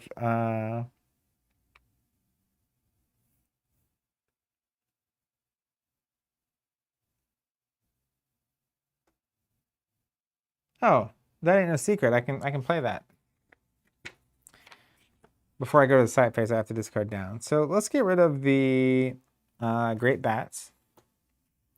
Because I think I can play everything else. Because that ain't no secret is playable during the site phase on an untapped character at a site where information is playable. So if I just make it through that Orc Strike on Mount Doom, information is playable, and they're not leaving, so Mount Doom's not going anywhere.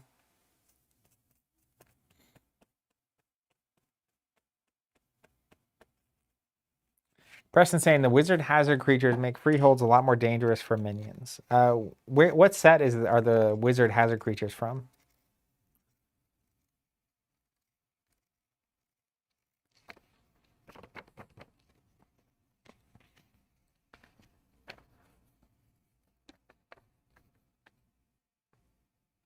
It's from the wizards, really? Chris Davis saying against the shadow. You know what's crazy? I know this is crazy. Crazy talk. I got a Against the Shadow box kind of randomly, booster box, last year. And I've just been sitting on it. Because I wasn't prepared to play as the Nazgul yet. So I figured I'd wait to open it until I knew what the cards meant and did. But recently, the price on those things have been insanity. Like, just crazy. It's nuts what's happening right now. So that's exciting. So they're in that box. How hard are they to get? Are we talking rare 1, rare 2? So if you're unfamiliar with this game and you're starting to collect it, there are these sheets that show the rarity. So R is rare. It doesn't say it on the cards anywhere. But basically, R1 or R2 refers to how often it showed up in the print sheet. So an R2 is twice as common as an R1. Ryan saying Against the Shadows boxes are crazy. They're rare 2s. The Alatar hazard is even uncommon. Okay, cool. So at some point, when I open that, then I'll have those to add to this deck. Can the wizard hazards be played against wizard characters, I presume? Because I would love to have hazards in that affect both.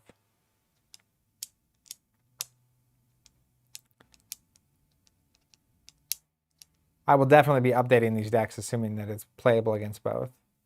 Derek saying open on the stream. Yeah, if I'm going to open it, I'm going to definitely open it on the stream. Ryan says yes as detainment. So the wizard hazards are detainment against the wizards and actual attacks against the Nazgul. I dig it.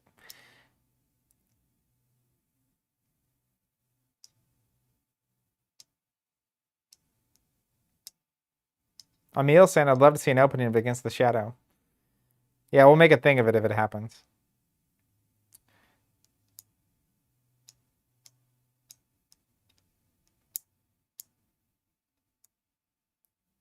Danny is saying, scale of 1 to 10, how hard is it to get into this game without any knowledge? It's not that hard. Check out the challenge decks. There are people on eBay as well selling individual challenge decks. I'd recommend starting with the wizard characters and not the Nazgul. And then check out, we've done a ton of videos on it on this channel. Even the first couple of open world solo mode videos I did by myself I walked through the basics of how the turns work, and watching that I think would be really helpful. Okay, so they bounce back to Midas Morgul, but I can play That Ain't No Secret over here.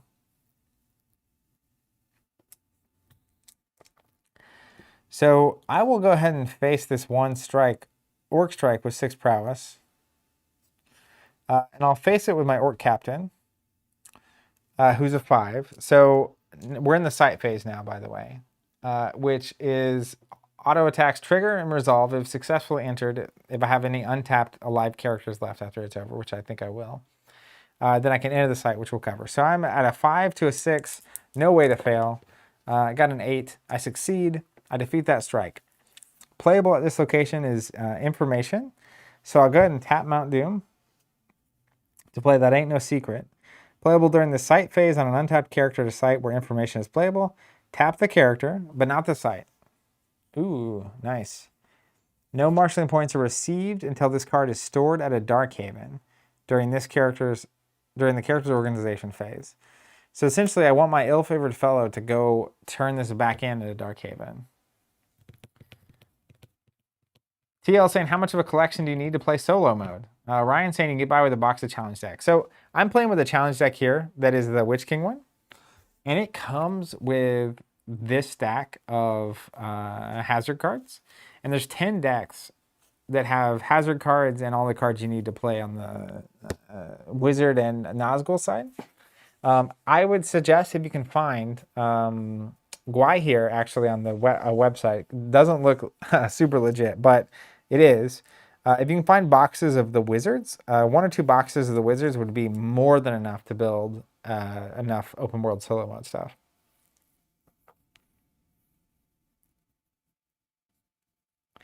Okay, so I played a card. That's nice. I don't have to discard down at this juncture, which is nice.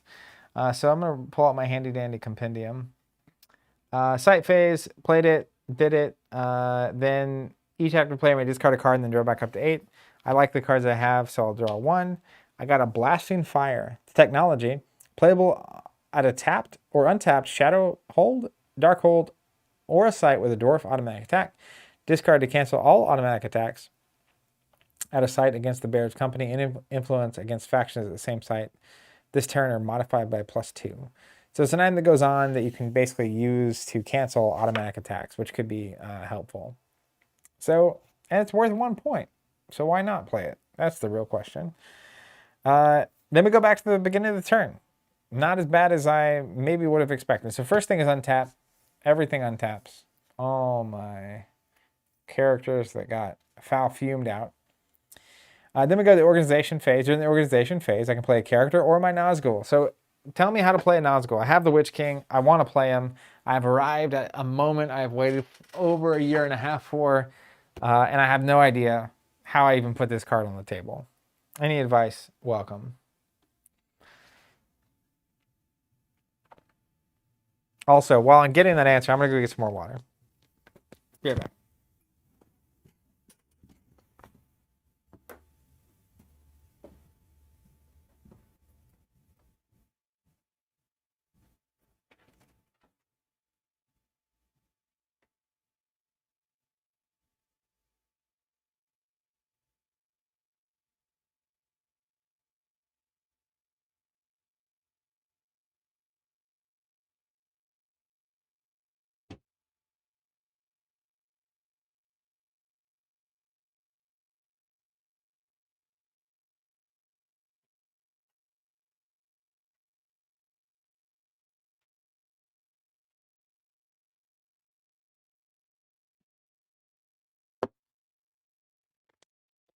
Ryan says, you play a Nazgul like a wizard.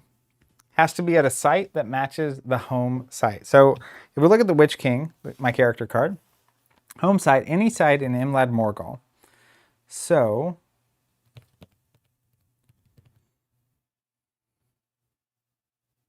Midas Morgul says Imlad Morgul there on the middle right. I'm just going to look through my location deck. Sirenth Ungol counts. And, ooh, look at this art. Shalob's Lair. That is great. this game looks amazing. In a way I haven't seen card games or art look in all of my time in tabletop. Is it? Does anyone else agree?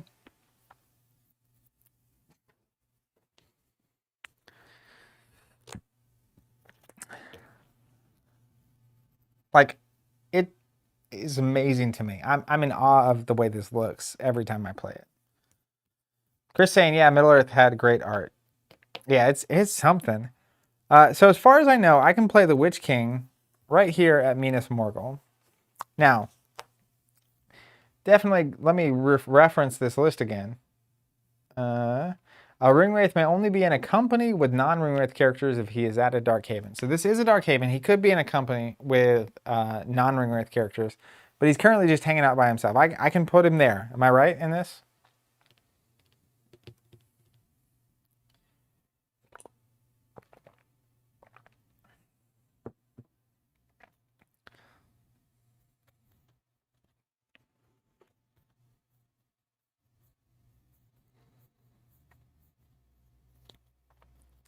Ryan says, yes, that's fine. Okay, we're going to play it.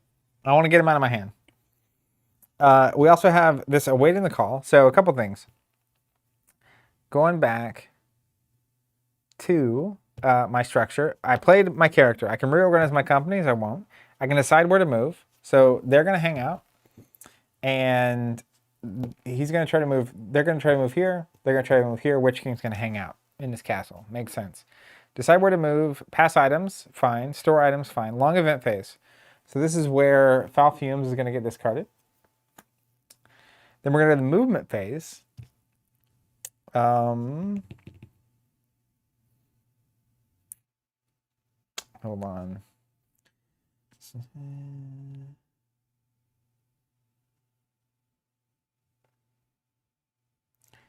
Okay.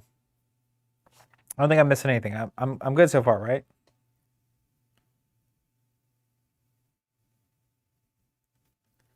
Raul is saying, why did your companies bounce last turn? As per the Middle-earth, what's MELE rules? Foul Fumes has no effect on Minion companies.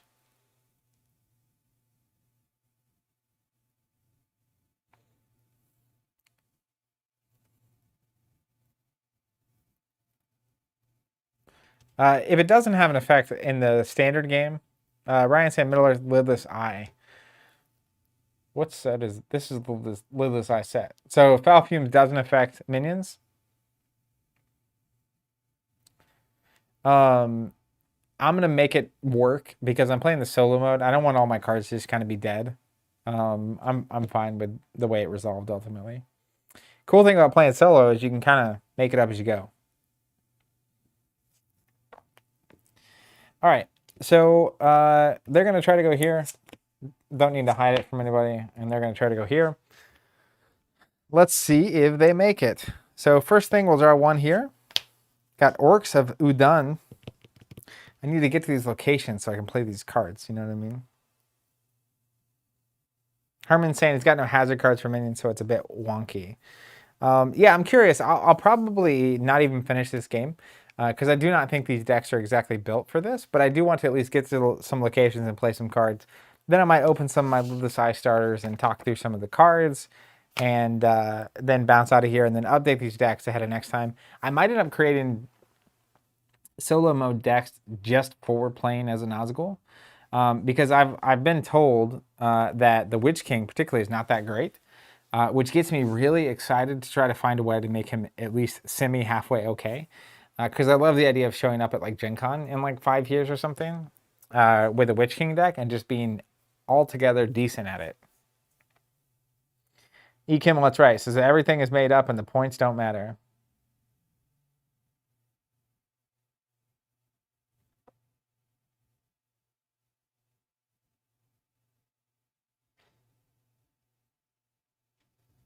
Okay, so first test here. I have 4 hazards. I drew my card. It's a -1, so I'm looking for an 8 or better not to take the hazard. Starting with the top one. Got an 8. Starting with the next one. Got a 10. Starting with the third one. Got a 5. Okay, so I'm going to get the half filled in circle with a circle behind it. We get Greed, playable on a site. Until the end of turn, each non-hobbit, non-wizard character at the site must make a corruption check. Doesn't work. When a character makes one of these corruption checks, can it be duplicated? Okay, so that's blank. Final test, location. Which, actually, I passed that one. Can my characters make corruption checks? This is my Nazgul that doesn't face corruption, right?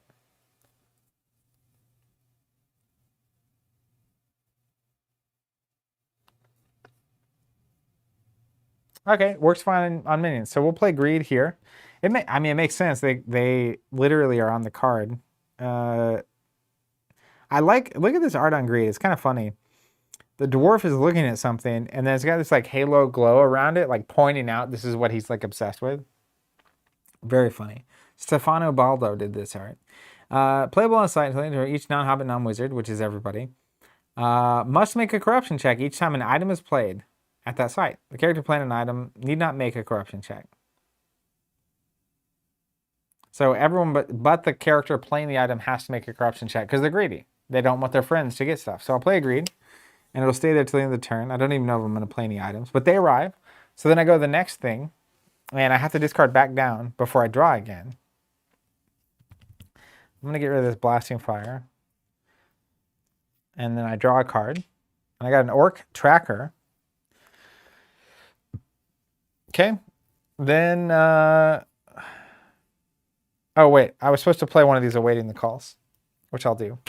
Playable during the organization phase on a character with a mind of 6 or less at a non-Darkhaven, which I'll play it on this Orc Captain. We're backing way up for this. His mind is halved, rounded down. So 5 divided by 2, 2.5, rounded down is 2. He's only taken up 2 of my direct influence, which is great.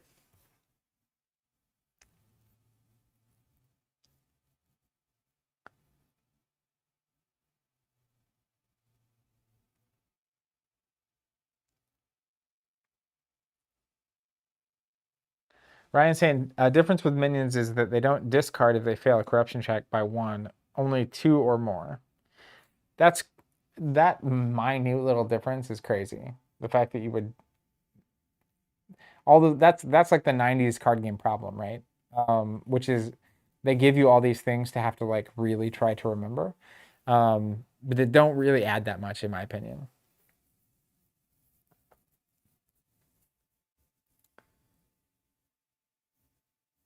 Okay, so they make it to the location, and then we're going here. My other captain trying to get to Sarenth Gorgor. I drew my card, and then I'll face my check. So it's a -1, and we'll start with the first one. I failed, so I will get the filled in with a circle behind it. We get Bert. He's a troll creature, which isn't going to hurt me. It's just going to detain me. So I'll actually send this Orc Brawler at it. Doesn't really matter. I need a 9 to pass it. I failed, so I think I'm just tapped. Thanks for playing, Bert. First hazard, we'll keep going. Get the second one, same stack. Times are evil. All offering attempts and influence attempts are modified by a -3. It's a long event, so it'll stay in play. And I do have some influence attempts that might end up happening, so that's interesting. All right. So then we get to the organization phase, or the site phase, sorry. Auto attacks trigger. I don't think there are any in either of these locations. There are not. That's great. If site is successfully entered, you can tap a character and location to play specified item types. You can always tap a second character to play a minor item. Won't much matter, but these Azriags, as an example, unique, playable at Nerniag Camp, if the influence check is greater than 10. So, times are evil means my influence attempts are going to be -3. Plus, Greed is there. I don't have any items I really want to play. Blasting Fire. Playable at a tapped or untapped Shadow Hold. So I could play that. Dark Hold, which is Sarenth Gorgor. So I might play a Blasting Fire over here. Then I think I'm going to wait here.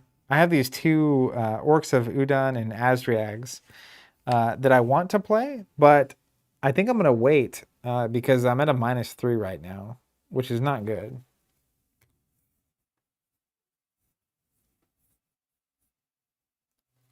Chris says, in quotes, minute little differences that don't add that much. Describes the game's later stats very well. The amount to memorize versus what you gain in choices and gameplay was never worth it to dive into the Minion, Fallen Wizards, Balrog alignments.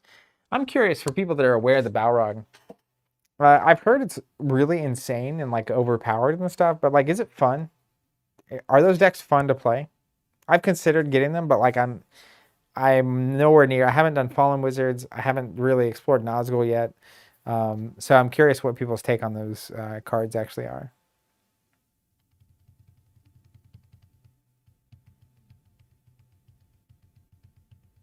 Chris saying it's fun, but no, not insanely overpowered. That's cool. That's the perfect answer. And also imperfect, because now I want them. Okay, so I believe I can do this. There are no automatic attacks here, so I can just play stuff like Blasting Fire. Can I just put that on my Orc Captain? I guess I might put it on the Brawler, because he's supposed to bounce back and forth from this location in my Haven to store stuff.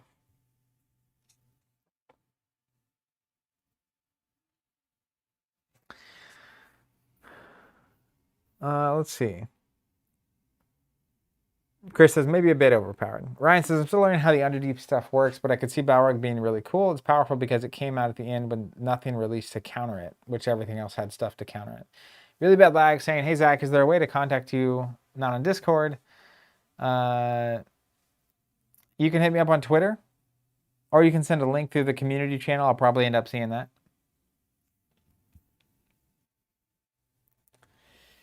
Raul is saying hazards against the Balrog have to be even more specific than versus a Nazgul.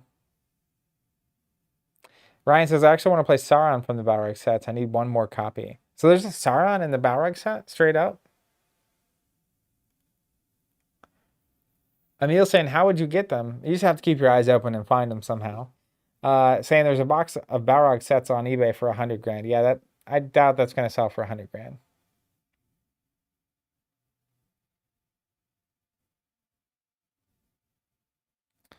Raul is saying, I got a Dragons booster box earlier this week. My local game store had them for sale. That's insane. That's awesome. I dream of one day walking into like a pawn shop or something and seeing the Balrog decks. Probably not going to happen. Okay. And then I'm going to not play these things yet. We're just going to go to the next round. So I'll draw back up to 5. Got another Orc Captain. We'll go back to the start of the turn. We're going to untap. This will go away. This will go away during my long phase. Then the organization phase, I can play a character. So let's look at my influence. So my Orc Captain is only a 2 now. Ill-Favored Fellow is controlled by him. So that's nothing. Orc Veteran is a 2, but it's directly controlled by this Horseman. So I'm at 2, 6, 11, 12, plus 3. I have 11 open. So I'm doing exactly what the deck said. If we go back to my little guide. Free influence to bring in more characters. Play Ain't No Secret on the Ill-Favored Fellow. Hey, I did that, even though I didn't do it because it told me. I just kind of did it, sort of. Ryan said I have a full set of Balrog, almost a full play set. Congratulations. So I'm going to play this Awaiting the Call during the organization phase on this Orc Captain. So now I've got all sorts of influence open. Let's do it this other way so you can see the names at least. And then I'm actually going to play my Orc Captain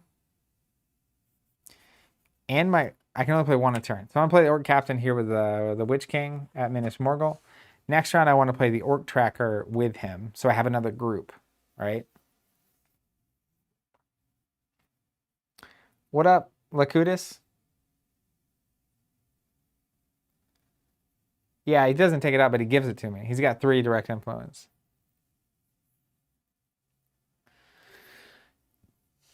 And then I'll pass.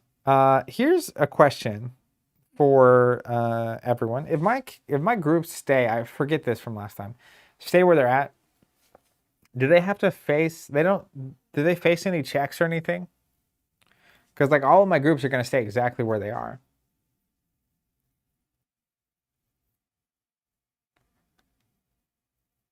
Oh, Ryan, that's awesome. He's saying he tagged me on Discord because there's an image. Makes sense.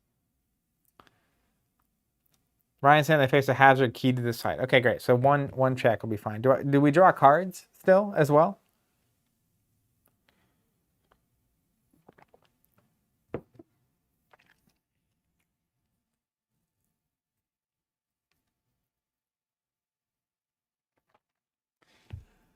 And then here's another question too. Cards are only drawn on movement. So here's a question. If I'm moving from Mount Doom back to Minas Morgul, obviously you draw cards. It's a haven though. So what is the site path to it? You know what I mean?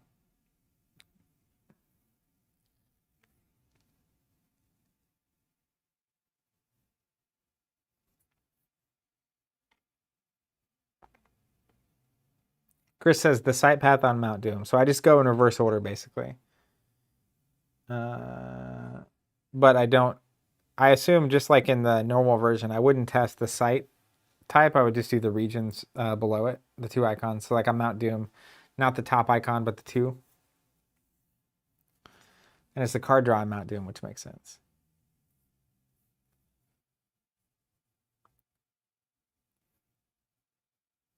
All right, yeah, just regions. Okay. So I kind of feel like I'm supposed to be bringing characters from here to put the items and store them. But I kind of want an escort. Sending a single, I guess, if ill-favored fellow moves by himself back, most of these minions are not going to hurt me. What are things that can actually hurt the minions? That's good for me to know.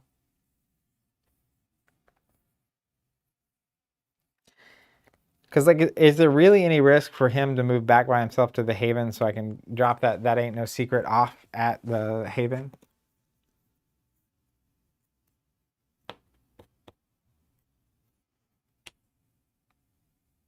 Raul is saying, why are you playing this solo? I've seen you playing with another person. So yeah, typically Steven's here, one of the co-founders, and he's just out today. So I'm playing this solo because it's one of my favorite games to play when I'm just playing solo. Ryan saying non-orc, troll, and min hazards. Herman saying he can't split from his own company, but he could form his own company. Like this could be two separate companies. I have the influence available.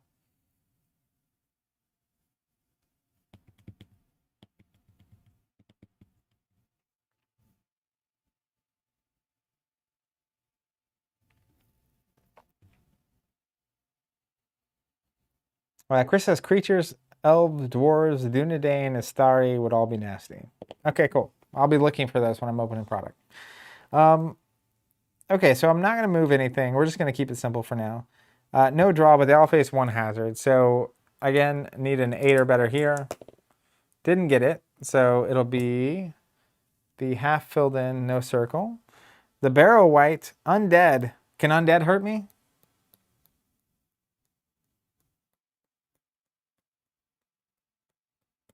Riley's saying undead are also detainment. Herman's saying only at havens can companies be formed? Is that true?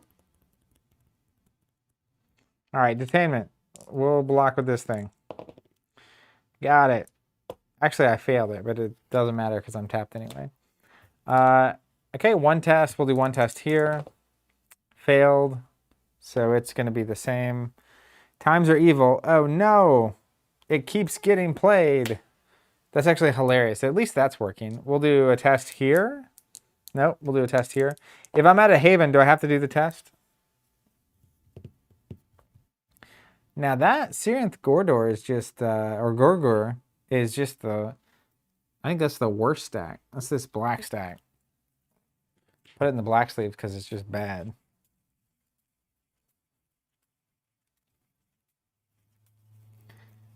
Chris saying you can split and join companies at non-haven sites, but when splitting, one company must move. Ryan Rober saying in Minions, apparently companies can only split or combine at a Darkhaven. That's really good to know.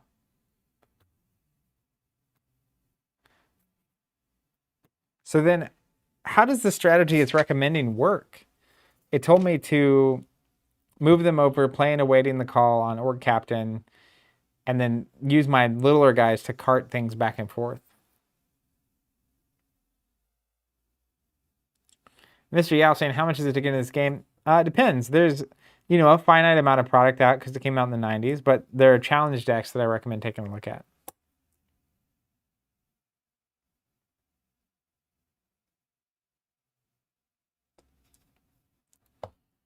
Chris says the rules are the same. We'll see. We'll do my... All right, shuffled the deck, so we'll get my one card. I got Ender Dawn Death, the Nazgul. One of the cool things about the Nazgul hazards in this game, they theme them all after like different creatures. So this has like the Fant.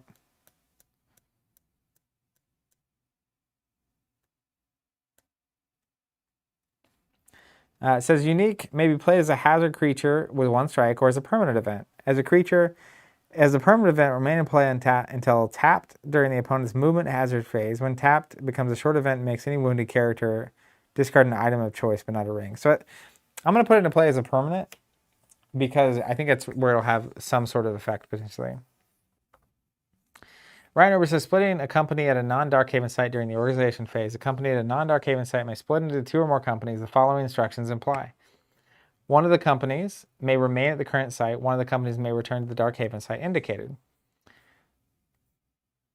Find the split. Great. And then we will go to the site phase. I think at the end of the movement phase, I draw back up. Yeah. So I will draw before we get to the site phase. There's a bonus copy of the Witch King. Got a new card here. Weigh all things to a nicety. That's cool. Let me just check out my sideboard. Is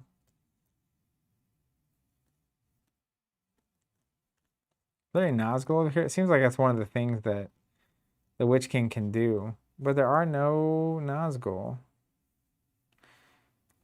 Look at the art on this card. Last Child of Ungoliant. It's good.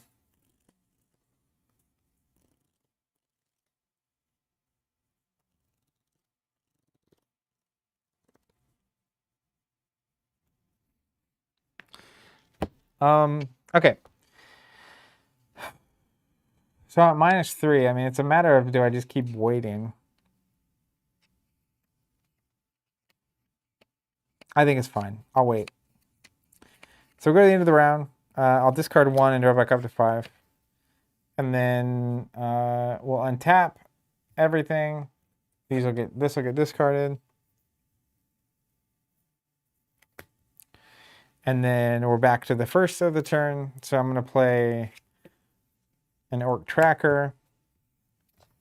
I can play 1 character a turn. And then we'll go to movement phase. I'm actually going to move these guys over to Mount Doom. So they'll move. They'll face. First I'll draw 2. So that's nice.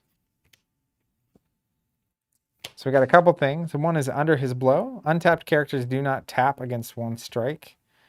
So that's nice if I end up fighting something. Gifts is given of old. Provides +3 to an influence attempt against a faction. That's going to be helpful real soon. So I like this and these 2. If I have to discard, I think it's that weigh all things to a nicety. I guess I could just play it. Okay, so they're going to face the standard stuff.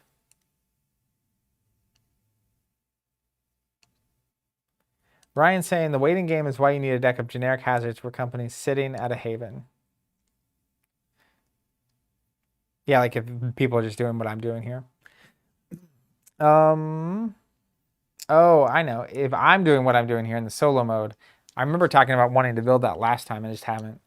But generic hazards for like the Witch King just sitting here as an example. Because your opponent would still get a hazard phase to do something. They just can't mess with you as much.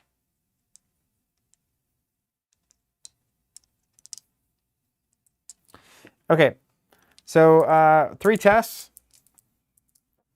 Starting with a here, -1. All right, so I'm going to get a card. It is this. Orc Patrol, 3 strikes. Uh-oh. It's a 6, so I will go ahead and tap. I don't need to play anything at this location, both. We'll give an extra -1 to the captain. Doesn't really matter. Passed. Passed. Okay, and then the second test failed, so we'll get this card. Half trolls. I think because I'm all tapped, they get to assign where it all goes. David asking which sleeves I'm using. I'm using the katanas. They're listed on our site. I bought basically one of every color we had so I could sleeve them all in a different color. So I think it's 2 strikes, but again, it's just attainment, so it doesn't really matter. Now does it? Got it. Definitely need to change up the hazard decks for this mode. So they'll get there. And then I'll do checks against all the other companies. 1 here. 5. I failed the first one, or the only one. Which is not that. It's actually the half. This one. Barrow White. 1 strike. Let's tap this thing. Passed it. And then here, actually passed that one. It's a small miracle. Go ahead and just discard this. And then I actually got to try to play some cards, which is going to be fun. So let's start here. I'm going to try to play the Azriags. So it says unique playable at the Nerniag camp if the influence check is 10 or greater. So I need a 10.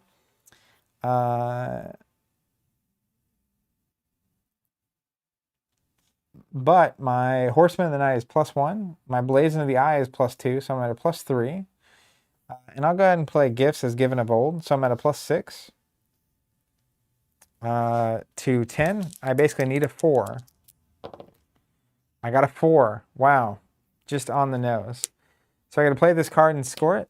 I have influenced them. They are part of my team. Sauron will be happy. Over here, I have Orcs of Udan. Unique playable at Cirith Gorgor. That's where I'm at. Influence check of 8 or greater. Once in play, the number required to influence this faction is 0. If the influence attempt is made by an orc or a troll leader, so your opponent can come try to influence them away from you. Discard the faction if the leader moves or leaves play. The leader, like my orc captain. Do you have to have a leader to play this in the first place? Surely not.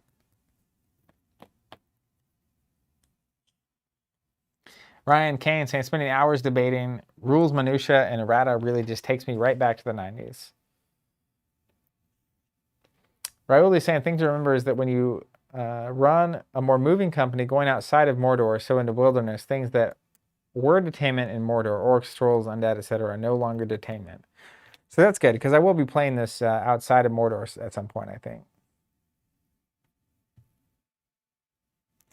Danny says, is it unwise to start with the Nazgul deck? I really love the Force of Mordor. I mean, that's not that crazy, but I don't know that I would start there.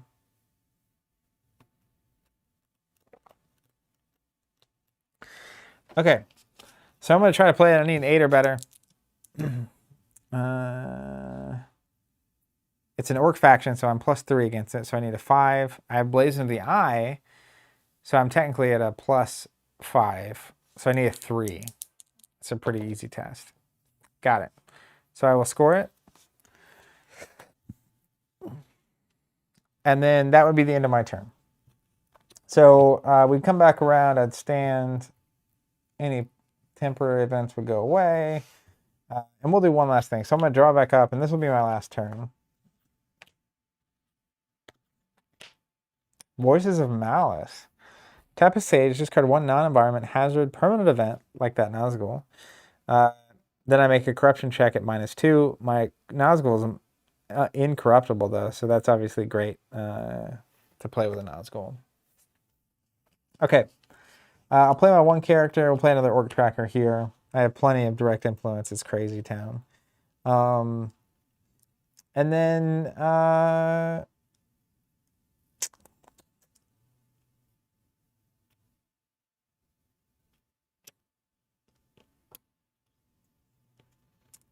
This is all fine. Raul is saying, what does the challenge deck strat say to do with the Witch King? It says the Witch King moves with Fell Rider to menace Terran. So I haven't drawn Fell Rider yet. So that I can play a Palantir. And then to Baradur to play Helm of Fear. Playing these items requires him to tap twice. Otherwise, the Witch King, as the deck's only save, should be untapped to play Voices of Malice and to discard Foolish Words particularly. That's about it. So I'm looking to draw those cards. Herman says it's not that different.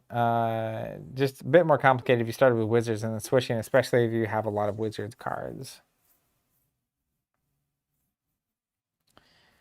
Herman says Nazgul decks basically need their own hazards. It's basically like playing the good guys in reverse. Yeah, makes sense.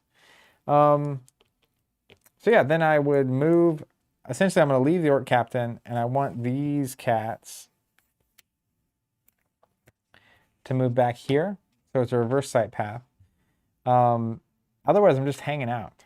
So it's kind of showing me, I think I need to include some hazards that would be a detainment against the Fellowship. But like a lot of these location types, specifically as an example, Shadow Holds and the Shadow Lands and the Ruins and Layers and the Dark Domains, worth noting that, you know, all these locations here, you naturally see a lot more in the minion side of the fence. So I think putting additional, basically a lot of hazards in that would really adversely affect the Nazgul makes a lot of sense, because even if they are detainment, your Wizards companies going there are less likely to spend a lot of time there. So, you know, if like a third of the deck was hazards that are really effectual against the Nazgul, I don't think that it just means that when your Wizards company moves there, sometimes you're going to hit stuff that's not as bad for the Wizards, but is still pretty bad. Ryan said, I think you just want a separate set of hazard decks for Minion solo games. That might be true too. Just straight up a totally different stack of cards. Because a lot of these, if I had hit all these hazards in a standard game, it goes a lot worse for me in my mind. So it was pretty cool. I mean, is there anything that I didn't see? I'm gonna look through my Witch King cards in a second, and then I might open a couple of these starters before I get out of here.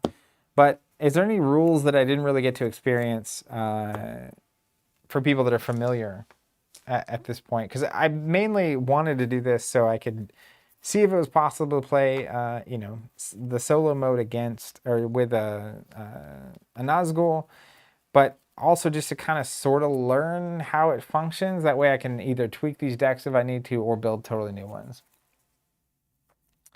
Preston said, when playing two-player, shouldn't your hazards work against both?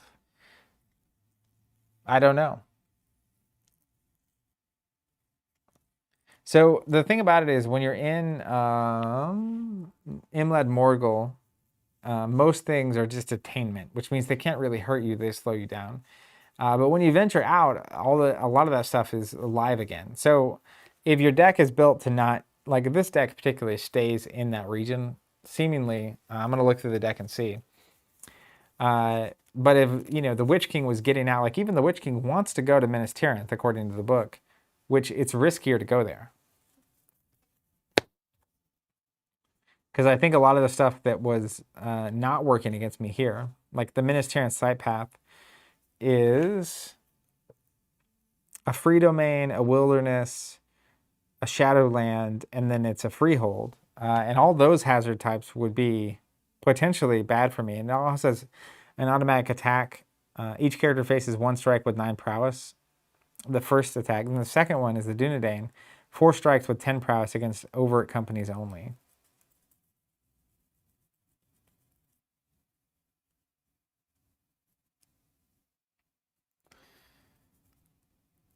Ryan saying in tournament rules, there were sideboarding options. Chris Davis says the minion detainment rules are good to practice. Also, orcs being discarded on body checks. Yeah, a lot of my orcs have on a body check, but I never had to make a body check.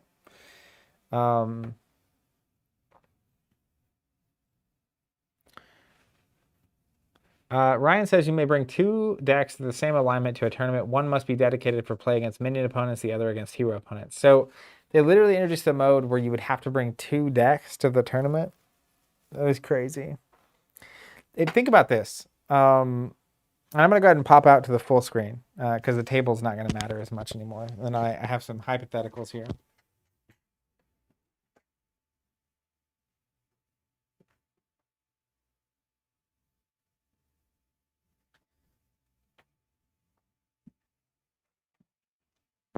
All right, so this is both the boon and bane of 90s card games, right? And I love it. I actually love this concept, which is the reality that the first 2 sets, as far as I know, were wizards. So you played as the wizard, and you know, that was the whole thing. Then the next 2 sets was the fallen wizards, or there was 1 or 2 sets there. Then the next couple of sets was the Nazgul decks, the minions. Then the finale was the Balrog, which is actually 4 distinct ways to play this game. Now, I think the standard hazards and stuff work against the Fallen Wizards just fine.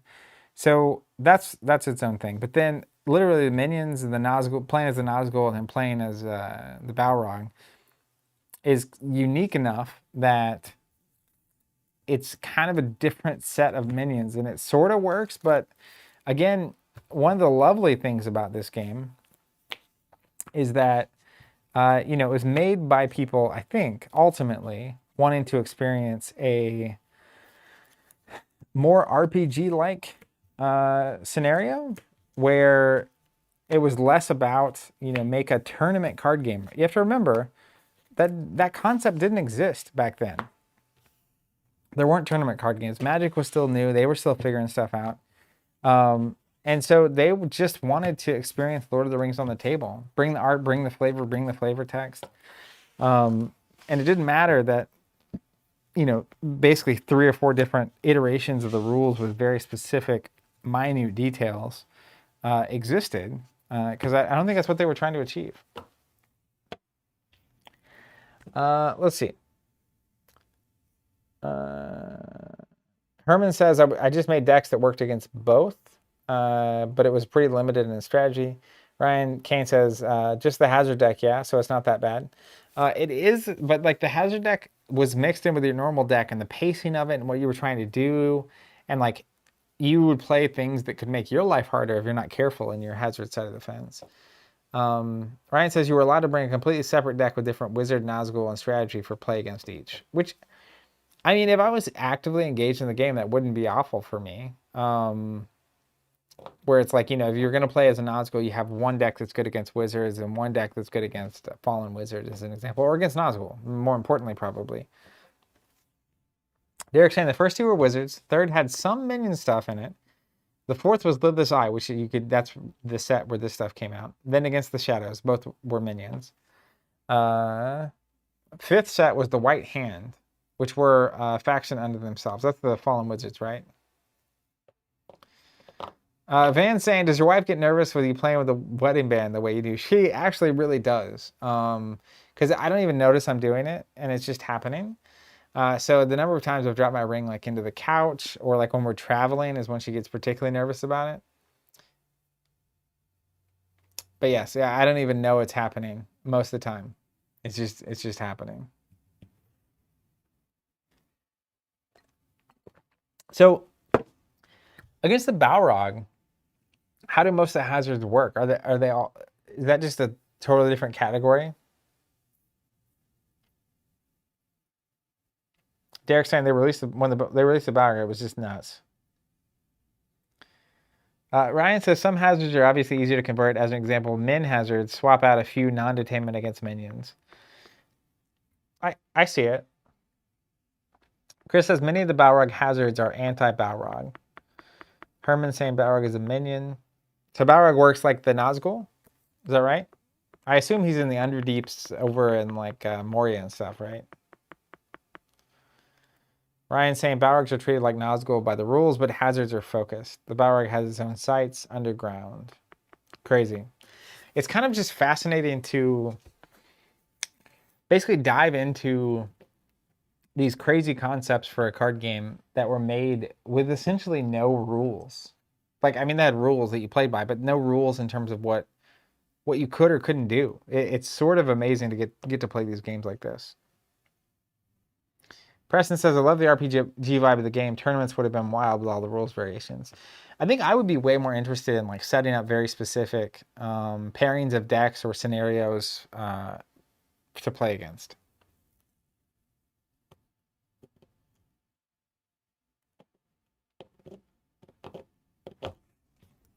So I'm just going to look through real quick the rest of this deck that I'm going to see if there's anything. So Fell Rider, now that I understand a little more, I love this art on Fell Rider. Fell Rider mode, playable at a Dark Haven during the organization phase on your Ring Wraith. +2 prowess, -3 direct influence. Discard all allies and Ring Wraith followers in the company. May move to non-Dark Haven. That's how he gets to Menace Terranth. He rides his Nazgul. And then once he gets back to the Dark Haven, his mount goes away. How many are in here? How many are in the deck? Because surely you like play it, go to Menace Terranth, and then go back home if you want to go home. So you need to have a few. There's 2. There's 2. Let's see if there's anything in the sideboard.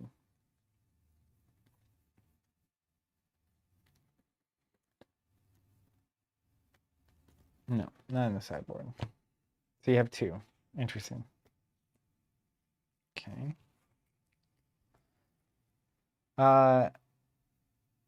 Danny says, is this deck that you made a pre-can challenge? This is the Witch King challenge deck.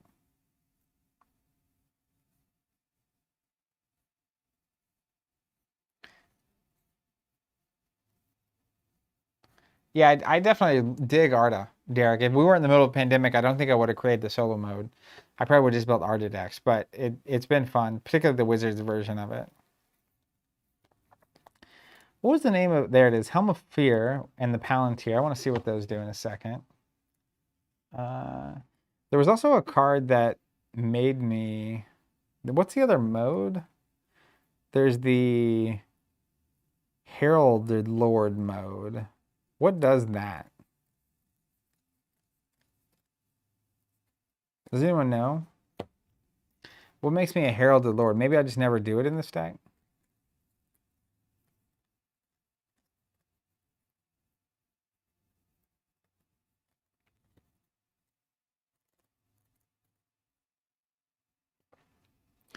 Let's just read these real quick. Helm of Fear.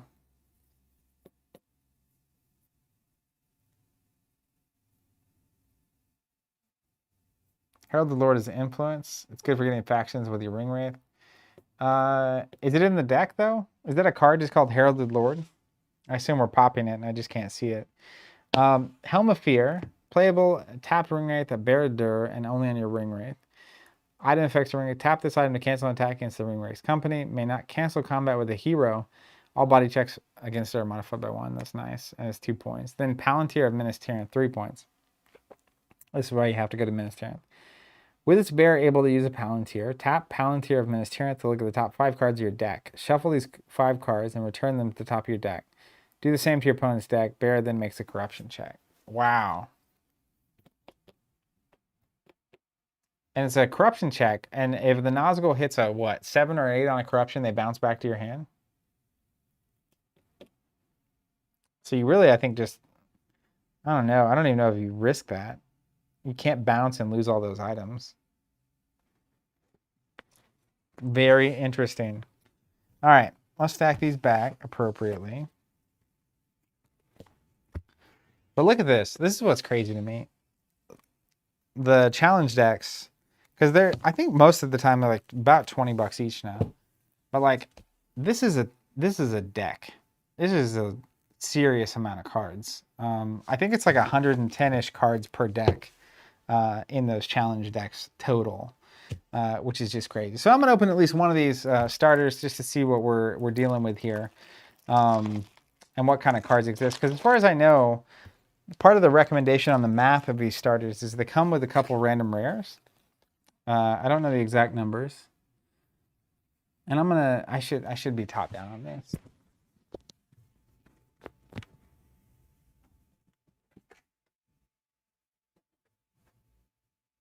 We're back.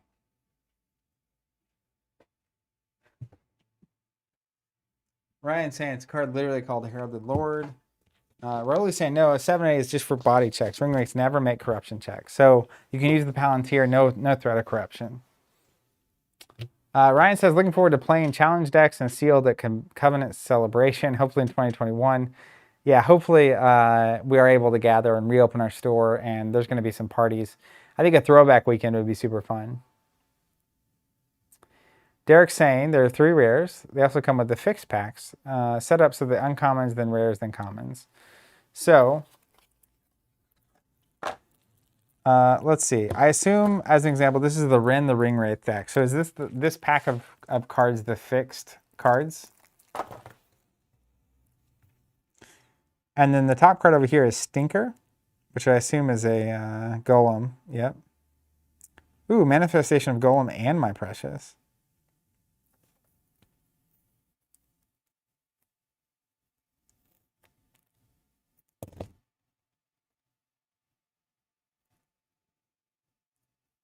Okay, yeah. So if you look at this starter, if you ever ran into this, all these cards in the back I assume are common. Are those random or are those pre-selected to pair with the Ring Wraith? Then there's a rule book, and on top of that is a stack of cards, which I think are uncommon, and the bottom 3 of that are actually rare. Let's see. Ryan says, I thought Ring Wraiths could bear but not use items, hence the specified text on Helm of Fear. Brian Rober saying that's correct. You can't use standard items. Wow, Ryan Rober saying everything in that pack with the rule book are random. Only the pre-selected fix. So I want to look at both of these things, but I'm going to open the randoms first. And so, is everything in the back common? Have we determined that? That's one of those things about the 90s starters that still blows my mind. Like the challenge decks are fixed, which I love, and they come with a strategy guide for each deck. I think that's an incredible product, especially for 97. I'm curious what game did that first, because whoever came up with that deserves a high five. Okay, so let's see what we got. So we got Stinker, we got a Black Border Mount Doom, love it. Focus of the Palantir. So technically, let's do this. Do the old. Well, so the back 3, 2 of these are the rares. So I got 2 rare locations. Is that what that's telling me? Focus Palantir, Sage only, so work with the Witch King. Playable on a Palantir with a Sage in the company. The bearer of the Palantir now has the ability to use the Palantir. Discard Focus Palantir if the Palantir's company moves. Doesn't seem super helpful with the Witch King.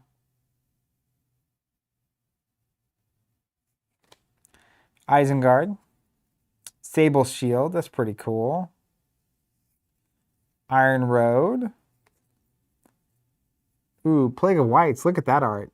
I love those old, like, big-looking helms. Long Event. The prowess of all undead attacks is increased by 1. Additionally, if doors and knights in play, the number of strikes for each undead attack is doubled. Cannot be duplicated. So I'm interested in having an undead side of a standard deck. And you can look, the Plague of Whites has a standard black background. So is that actually I see a different version of art. Are there 2 versions of this card?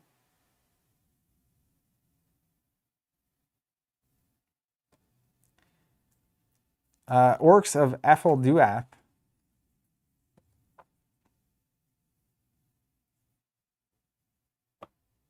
Ryan Kane says, that's something that I would change if I were redesigning the game. I don't think any location should be rare. You should be able to go places on a budget. That's funny. Derek's saying there are, yes. It was in the Wizards as well. Okay, cool. Same text, just different looking card. Stench of Mordor is a cool looking card.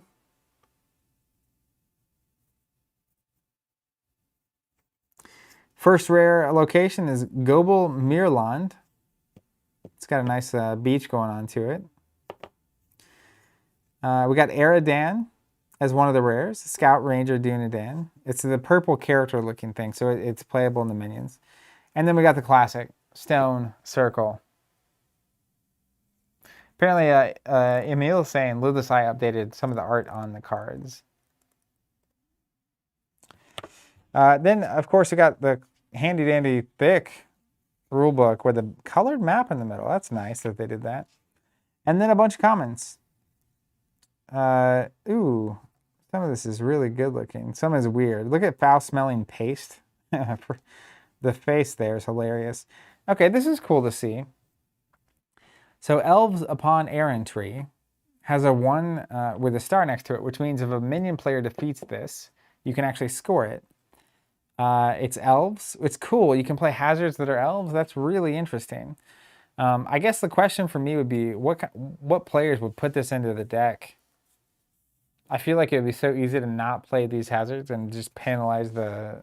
Especially in the decks that you know, like when you know you're playing against a Nazgul, you don't run these at all, right?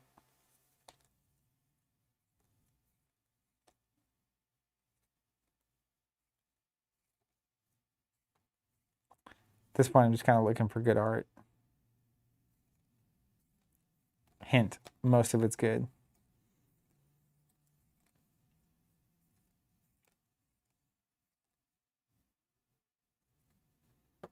Gold ring that Sauron fancies. Is it even possible to play a 1 ring deck with a minion? Be level with me.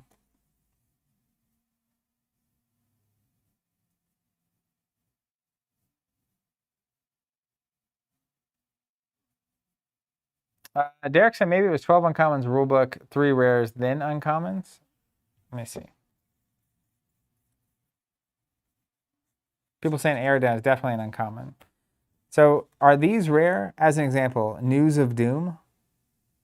Let's read it. Unique, each player makes a roll for each faction he has in play. Discard any faction if the result is a 2 or a 3, or if the result plus the player's unused general influence is less than 10. Remove News of Doom from the game. That seems like a rare.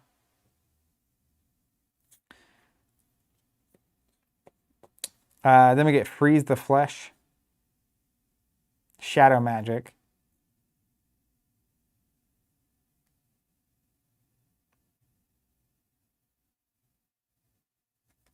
Crazy.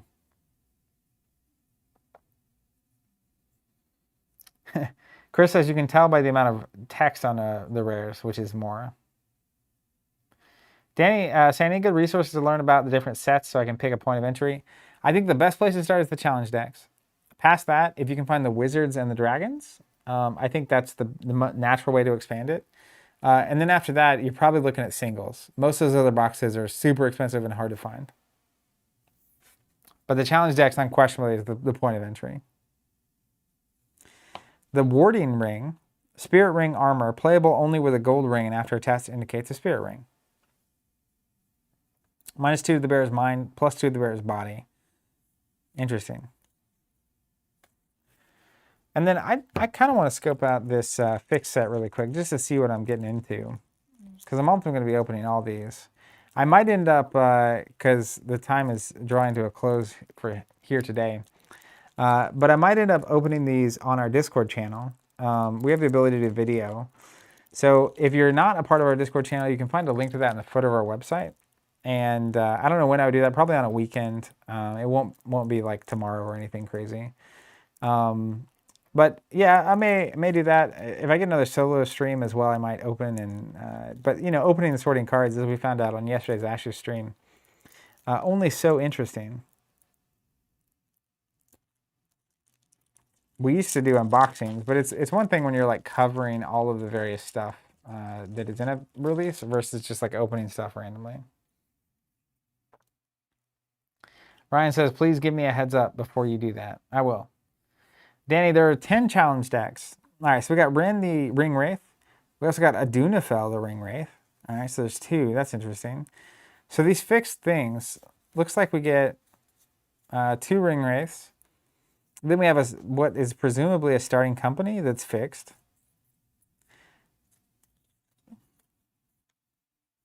Then we have factions, so you have points that you're definitely scoring, and items. I like these rings, the least of gold rings, the magic ring of fury. Then we have locations, because you got to have them. Minas Morgul, Dol Guldur, Kandam. Hey, Gianna Leishk. That other haven that I didn't have earlier. Is that rare? Do they include rares in this fixed set? I've never seen art of Minas Tirith I didn't like. Ooh, check out this Moria art. What a crazy looking card. Let's see if we can pull. It's probably Moria 2 if I had to guess.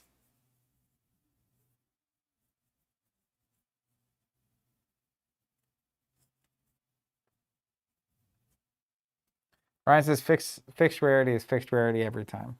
Gotcha. Bear looks cool too. All right, cool. So you basically get a couple ring wraiths because if your opponent plays one, you have another. And are these? Let me just look. So you knew one of the ring wraiths that you were getting. Is the fixed set different for each different one that's on top? Let's see. Middle-earth, the Luthor's Eye is an intriguing card game designed for 1 to 9 players. Has anyone played a 9-player game of Middle-earth? And how long did that take? Who designed their own unique decks. You play one of the 9 Nazgul. That makes sense. You could have one of all 9 Nazgul playing at the same time. The Shadowy Ring Wraiths in the service of Sauron, the evil one. Influence minions who form companies and perform missions or undertake quests on your behalf. Journey afar, struggling with a host of hazards and the dangers of death or corruption. Gather resources including allies, factions, artifacts, and lore. Compete with other ring wraiths to do the most to strengthen the cause of the Lord of the Rings. 76 card starter deck and rulebook. Originally $9.95. Published in, I don't know when. These are all limited edition too, so it's the black border.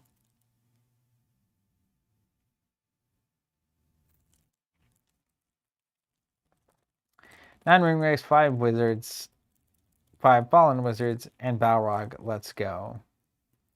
Dan says, looks like you can get white hand boxes for 95. Not sure where that fits. That's the fallen wizards. It's really, I actually had a box of that I started opening on stream, and it was so its own thing that I just stopped. Herman's saying white hand's the last thing a beginner should get. Probably, that might be why it's like one of the few boxes you can find at a reasonable price. Because it is so unfriendly to new players. I'm going to do this so that I know what's what.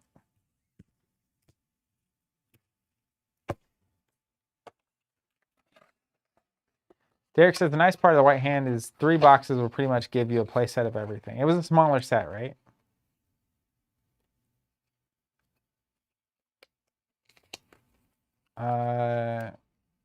Derek says it's got to be one of the best hazard cards. What's one of the best hazard cards? Ryan says, although white hand really has some great art in it. Yeah, I do remember thinking the art was really strong in that.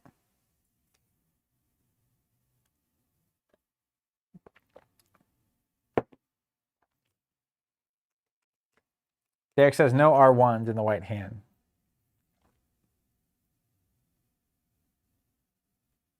Rolled down to the sea. What's rolled down to the sea? Where did that come from? I'm going to switch the top down before we get out of here.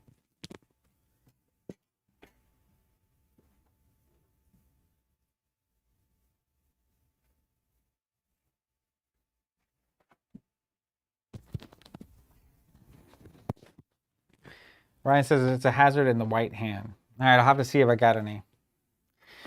Well, hey, this was, I'm going to need to click some buttons, actually. There's a proper, I think it's this one.